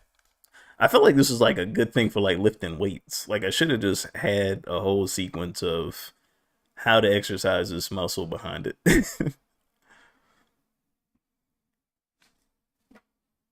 But yeah, no, so far it's been fun. It's in there. Yeah, hey, throw it in there. Whatever you would want to show. Nothing's required. You know what I'm saying? Like whatever you want to show. But I appreciate it for real. Let's see. We got everybody in here. Let me make sure I got it up. Knowing me.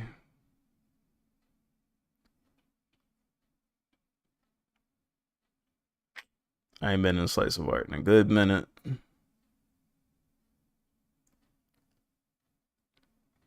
Yep.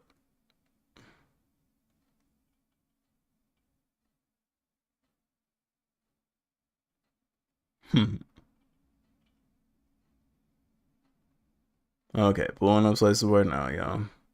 I know I didn't have it though. It was doing its own little thing on me. Okay, there we go. There we go. Where's it at? I'm back. There we go.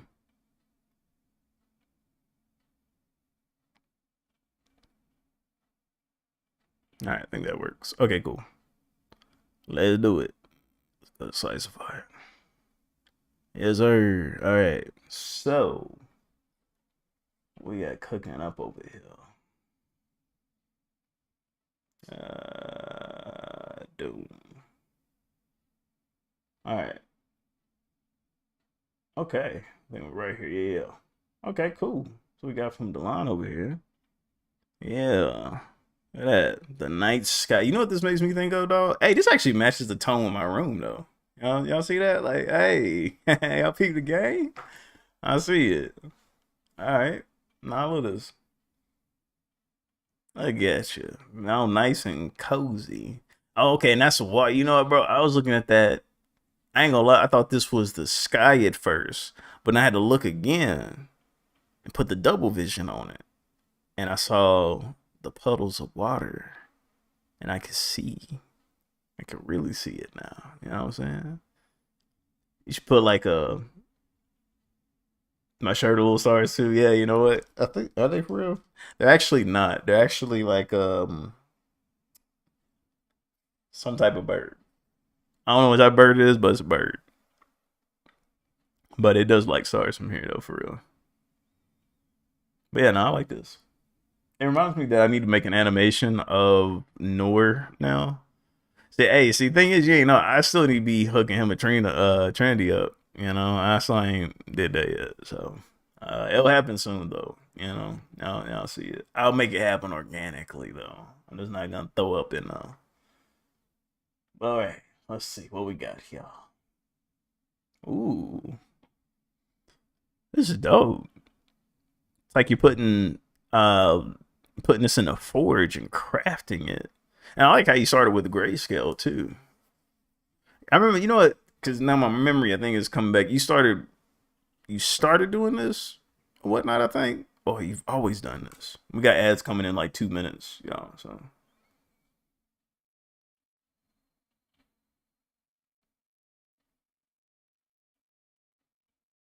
yeah, I like this.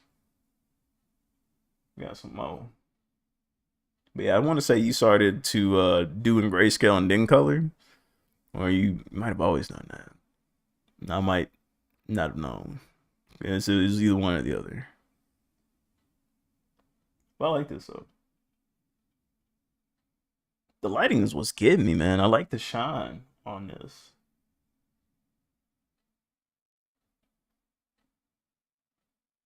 Whoa. Yeah, she's been in your back for real. This is nice. Yeah, it's really like you know how it's weird to say something's vibrant and there's no there's no color. And I might be just using the wrong words, but it's very like the contrast in the colors, like you make this character look very silky. Like the shading's really good. That right there. That's really nice. That's real nice and it's like I can touch this. I mean I can, but it's not doing it, you know what I'm saying? Like, it's cool. Okay. You I was just thinking, I was like, man, you know what this would be good for? Monster Hunter. I forgot. I was like, you've been on that game for a while. Actually, since I got my PC upgraded, I can actually play it. Yeah, I can actually play it. So I need hey look, the Ronin game. We got to at some point. I need y'all to get No Man's Sky. I'm trying to build a planet where it's like a I don't know, like I'm trying to build a planet where we have like a place, maybe like all art stuff and whatnot. Or like a big old art gallery or whatnot. I don't know. I'm gonna do something cool. But I love I've loved that game so far. It's cool. Not a gamer.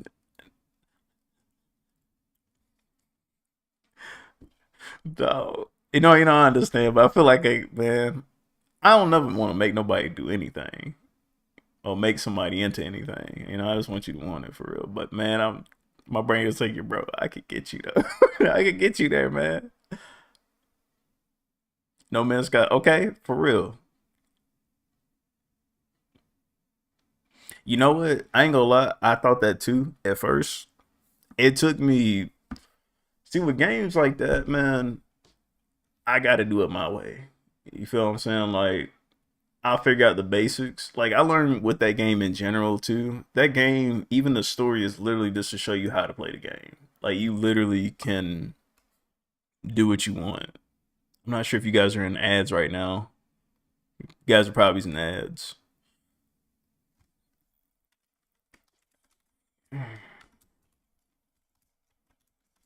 Okay, cool. We'll wait. But trying to think real quick. Well, we got like a minute for ads, so I'm gonna grab me some water real quick.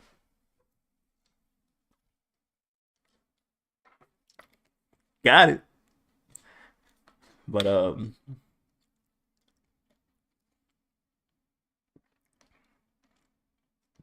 you got No Man's Sky.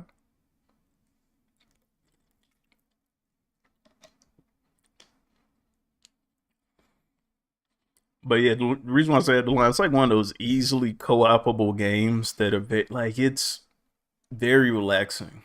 I don't know how to else like kind of like put it to you, but it like it's something relaxing about being able to just go out into space and just go to different planets for just no reason but just to travel. Like there's nothing like just make it, you just do what you want to do though. Like build some and you get to build stuff and whatnot. I like it. Like it gives me ideas for stories in some cases. Like I ever did like a space story or something like that, space exploration.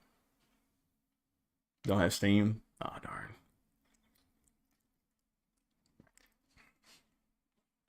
You can get a you can if you don't have Steam. I mean, obviously you can get it, but I got this one website that I go to. It has sales on games.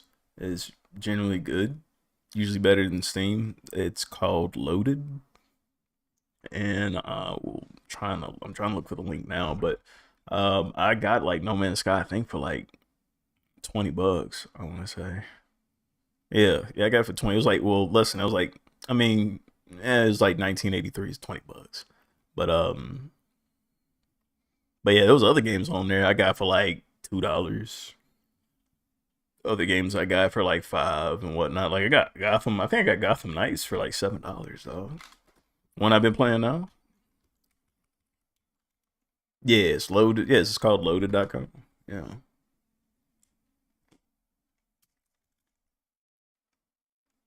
Yeah, we found them on the cheap deal.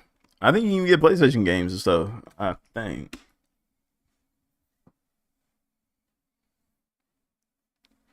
Yeah, it's full crossplay. It's a whenever you played it, they've updated it. And it's a world of difference.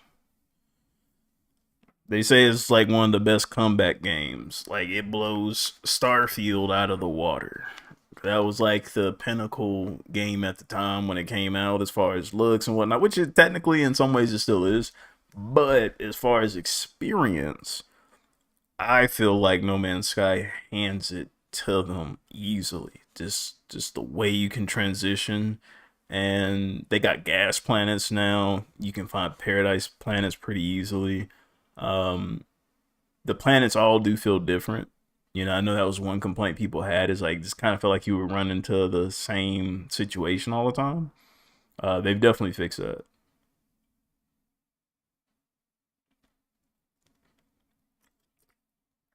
So yeah, that's how I like fishing too. I like building underwater tunnels. That's kind of been my thing. I like going to planets that got like a lot of water and building tunnels in them. Like I went to one place, like no lie, it was like the color system was nothing but grayscale and red. Like it was something out of like a noir film, but like with just bright reds over the whole planet. It was kind of metal, to be honest, which is kind of cool. But man, I got in the water. No lie, I saw like a 20-foot, 30-foot squid looking thing come around me. And I was like, I'm going to die.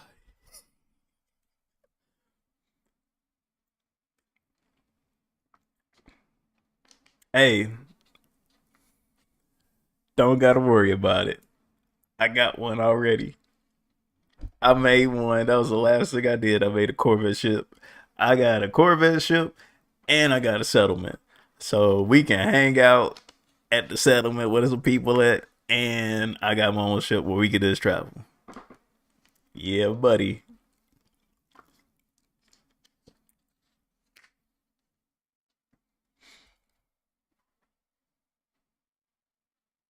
Your settlement is broke, man. Man, my settlement was $2 million in debt. They debt free. They debt free.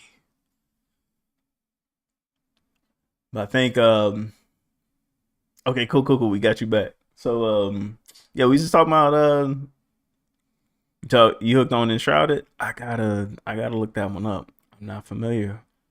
Not familiar with that one.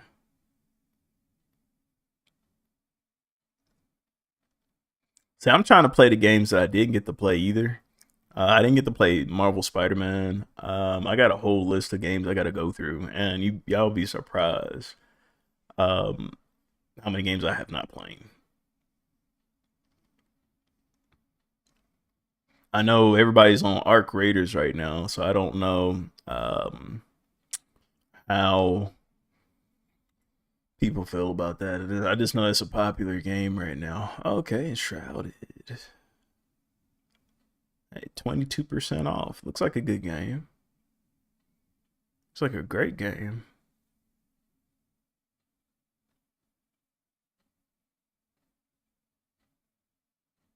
Ooh, start off with nothing but the will to survive the wilds. I love that. I love a good survival game now. Uh oh. Now, hey, the same company that made, I say company, the same game developers that made No Man's Sky, they're coming out. I'm pretty sure you noticed then, Chaos, they're making another game. It's more grounded, it's in Earth, but it's like you get to travel all around Earth though. And they made it almost like to scale. I forgot what it was called.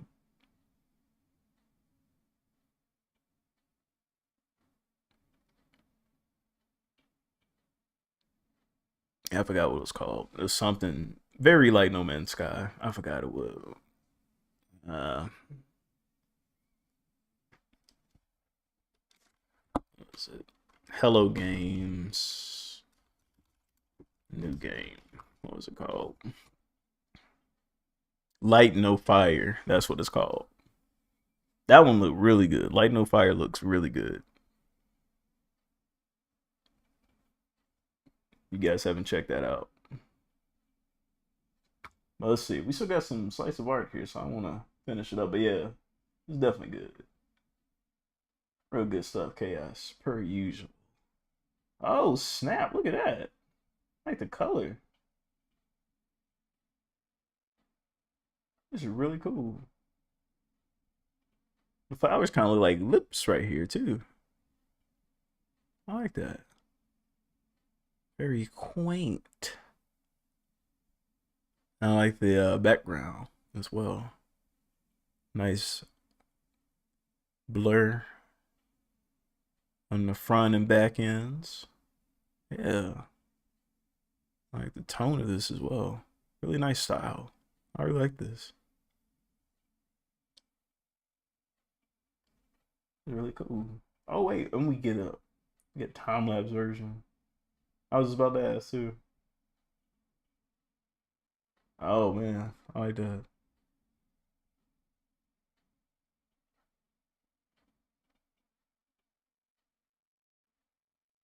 Yeah, I like to see that process too.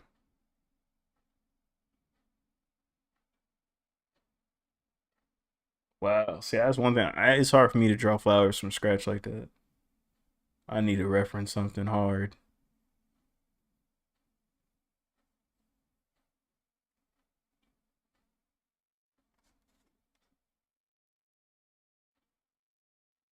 Wow.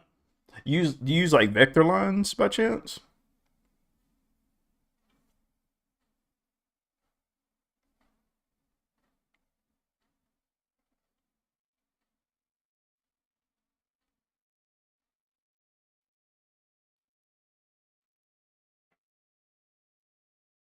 Oh, this one. Yeah, I almost could tell a little bit. I was thinking I saw vector lines. Not again, nothing wrong with it or whatnot. I just be trying to peep what I think people be doing. Yeah, yeah, the long lines. Yeah, no, it's nice. Oh, we got some character designs. Oh, this is dope. I love the chibi action. Like I'm just now getting into some chibi work just so I can uh get my characters a little bit more. I don't know. I feel like it's balancing in a way. You can really kind of tell how fun your character is once you draw them in a chibi. Like you can take any character at all, any of them. They can be the toughest, meanest. And you put them in chibi, it's just like you really kind of get a feeling of who they really are. I don't know. Maybe it's just me.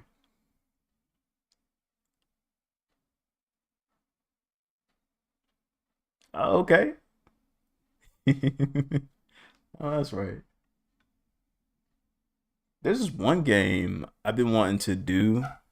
It's called Fray Makers, and essentially you can make your own character and then play it in the game. Like I had this, and it's like you can play it like Smash. This was my grandiose Ronin project that I wanted us to do. Was that we all made characters and then we all played them in Smash. Like in Frame is pretty much like Smash and whatnot. But you can literally create your characters and whatnot. So I was gonna create like everybody. I was gonna get like everybody's characters and like draw them out and whatnot. Get the specialty powers and stuff like that. We could just all have a day and then play and whatnot. Now that would take some time, but probably could still do it. Um, there's different ways around it now. Especially with making 3D models and stuff.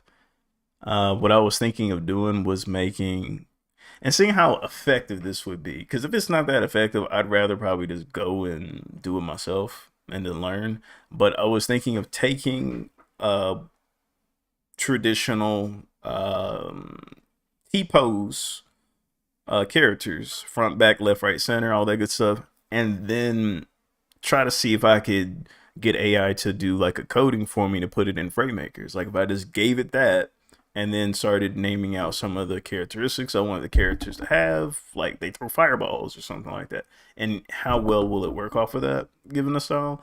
That would save me some time. But if it doesn't, I don't know. I think it might come out janky. So I still would rather, and plus I'd rather learn. I want to know what it's like to create like a Mortal Kombat because they had another software developer that you could use to make 2D fighters and whatnot. So I was thinking of doing that. So it was one of those two. But yeah, that's like I gotta get some. You know, I'm gonna need a whole character. I need at least. I say I at least need six of y'all to give me some character profiles. Cause I ain't doing this for like 2 to 3. We gotta have some like where we can do battle. You know what I'm saying? Like I wanna see like some stuff where I don't even have to play. I get to watch y'all type of thing. Yeah, yeah, for sure. I'll let you know. Again, I'll have to prioritize around excuse me, prioritize this around like Discord and whatnot and try to see how it work out. But yeah, I'm definitely game with it. It's just timing, man. That's really it. Because I think out of each, I looked it up on how to do it. As far as like the move sets and all, everything you would need is not as the the game with Frame Makers is not as ground up as I would say like I forgot the program. It's running off the tip of my tongue. But there's a program that you could use for it. That one's very ground up approach. So that I'd have to learn also some of the coding that goes with it. Whereas with Frame Makers, it's really copy paste. They already have the characters set up and in a way, so you essentially you're just copying the images and the buttons already work to do what they're supposed to do. So you've already got the button set up. It works like Smash, and you're just replacing the essentially you're just replacing images for what they do, right? And for specific character types. So if there's like a character that has like more of a flying mobility and whatnot, then you will probably preference your character towards that. And then I have characters like with a sword fighter, you probably want to preference your character towards that. So it's a lot more easier in that situation. So that's what I was thinking. I could still do that myself. That's not too bad. But like I said, I want to do it where it's kind of like a brawlhalla type of situation where we can have some fun with it. But yeah, it's nice. I really like this. And seeing some more, we got Theon. I'm saying that right, Theon. I'm known to mispronounce names. This is cool. I love. Let's see. I understand this reference. His Family Guy pose over here. I know Peter when he falls down the stairs. Ah, that's funny. Well, that's iconic too. I gotta put that in somewhere, man. I gotta. I've never thought of doing that. I gotta put that fall somewhere in one of my comics. All right. No, I appreciate you sharing. This is dope. And we got the line here with Ojima. We got Raven over here. We got Genesis. It's gonna name my daughter Genesis. If I had one. Sumore. Say it fast, it sounds like s'more. It's cool, man. I like the stringiness in the lines. It feels like her. Ogama. Is she related to Ojima? Say yes. He'd be like, no.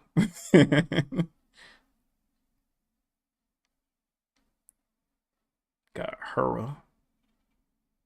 I'm drawing Hera a minute ago, man. It's her mother. Bro, she does not look like her mom. That looks like her sister. Maybe it should be like that. Christy. Why is she like she stole the launch jacket? She did though, didn't she? Chrissy stole the launch jacket, man. Oh, well, that's a whole backstory right there. Oh, okay. Cool, cool, cool, cool.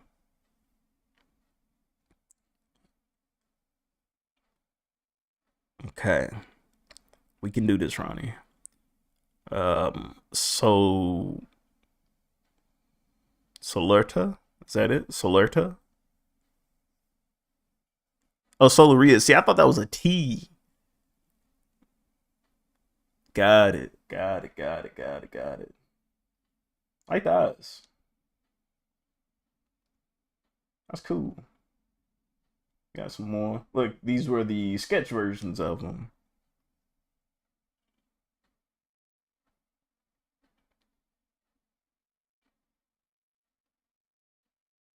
I see. I see.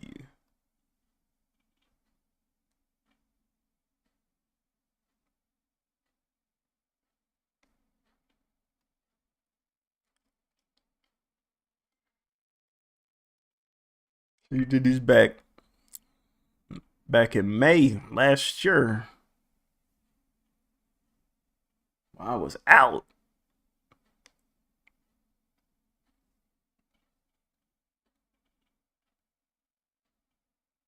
Yeah, I like those. Solario. It's pretty cool. I like the names too. Very creative, man. We got some whips over here. Let's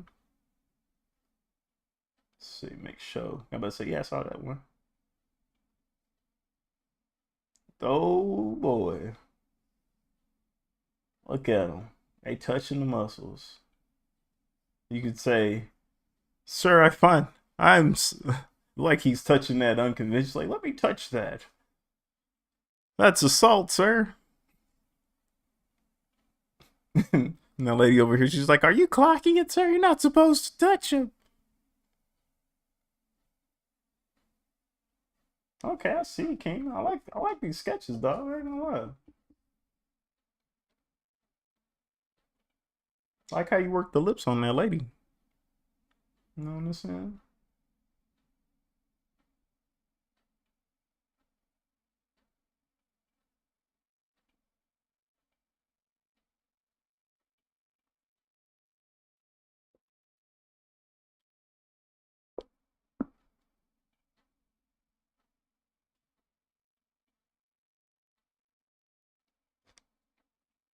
I don't know why, bro. And you tell me if I'm wrong. This whole scene, y'all correct me if I'm wrong. This whole scene feels like y'all remember the Venture Bros back on Adult Swim? Maybe it's just me, but for some reason I feel like this is an episode out of the Venture Bros right here. I just can't, like, for some reason my brain is taking me there. I have no idea why. I didn't ask it to. It just said, "Hey, remember that time on the Venture Bros when uh, I forgot their names did what and they was underwater?" Yeah, so there's something about this, man. I don't know what it is. I don't know what it is. But yeah, yeah, that was a funny show, man. That was a real funny show. But I think this is funny right here. I even like this face. Is this supposed to be something funny happening by chance? Because it looks like it could be.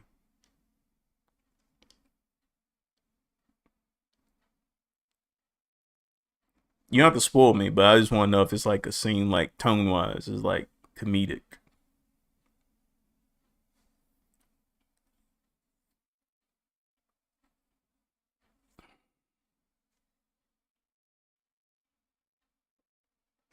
Oh man, we went for a whole nother. Arr. I kind of would yo. But if not, we'll move along. Go to. I think that's all we got from Keeman.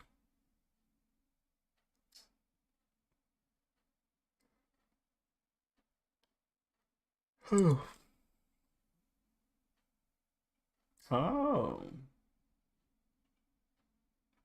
Wait, I watched. Yeah, I did all these. Yeah. Oh. She's got a bite.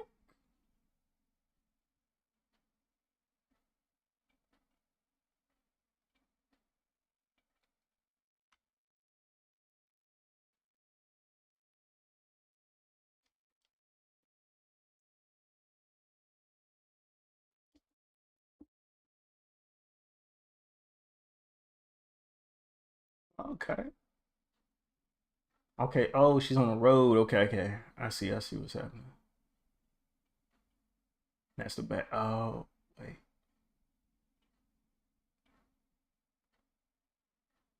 I think it's just. Oh, okay. I see what's happening. Oh, okay. It's ankle. Okay. Okay. Okay. I see. I see. Green Heaven made it just in time. Holy.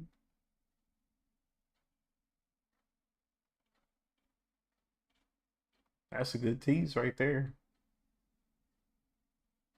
And we were spoiled. Says she's looking freakily happy. That Mecha Man got captured. Oh, okay, got it. She was like when she got like, ooh, we got you. You're done. Man, that'd be a weird thumbnail. But uh says she's ordering her henchmen to launch a giant mechanical tentacle. Hold on. Why is it they always keep coming up? Giant mechanical tentacles? Tentacles? What are you writing, lad? How is this going to end, Keeman? When will it end? Tentacles? What's next? Suction cups?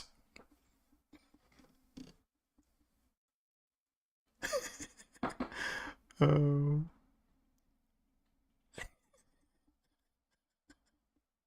Uh, oh man, I'm playing with you, dog. Man, it's dope. It's dope. I think we got something incisive stories. Oh yeah, you did drop your chapter, bro. We got yours next. We gotta review yours, man. There's more to tell. Yeah. I'll do this next week and whatnot. Cause we won't have much to review with monsters we make since I'll be doing one chapter, so I won't spend that long on it. So we'll just go straight to yours afterwards and whatnot. But man, we got anybody good we can raid today? I gotta bounce. I get about here.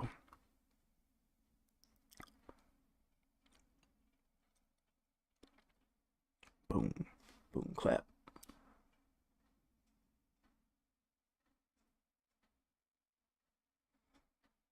Yeah, I'll just do the chapter review and whatnot because I haven't read the full volume, so I didn't want to give it like unfair opinion because I haven't read it.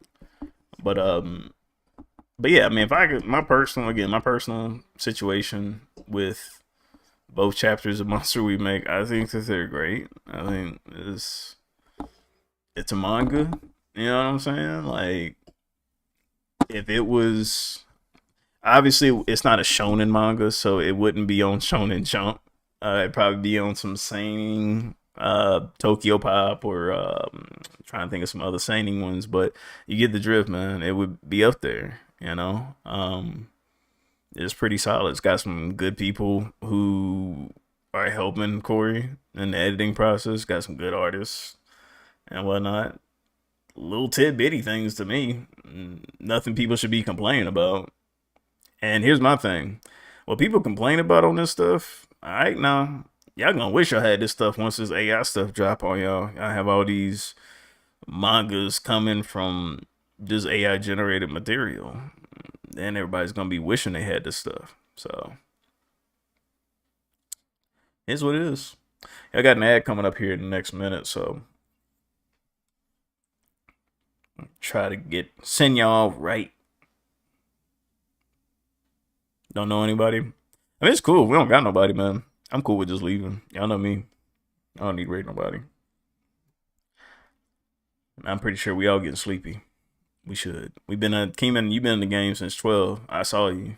I was editing, so I couldn't really talk like that. But I was watching you. You was on you and Delon were together, and y'all went to some streamer who was doing. They had like a 3D avatar or whatnot. I forgot what those things are called, but yeah, I was watching for the most part.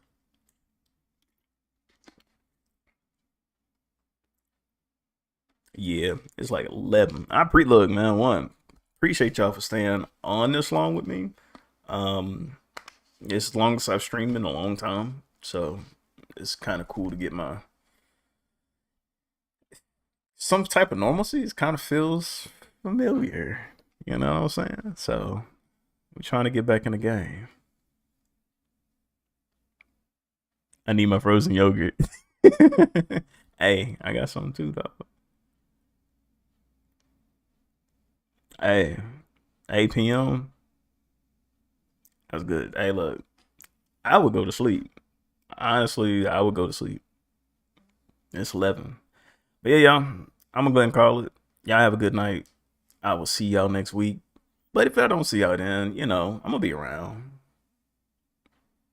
Check my YouTube. I got OG Ronan. I got some stuff coming out there. Ronan Reacts is coming pretty soon with some stuff, so y'all pay attention for that this week. I'll have some uploads for that too. So let's keep me in your socials. I don't know how I was going with that. But anyway, let me get up out of here. I'm getting sleepy. All right, y'all. Y'all take it easy. Peace.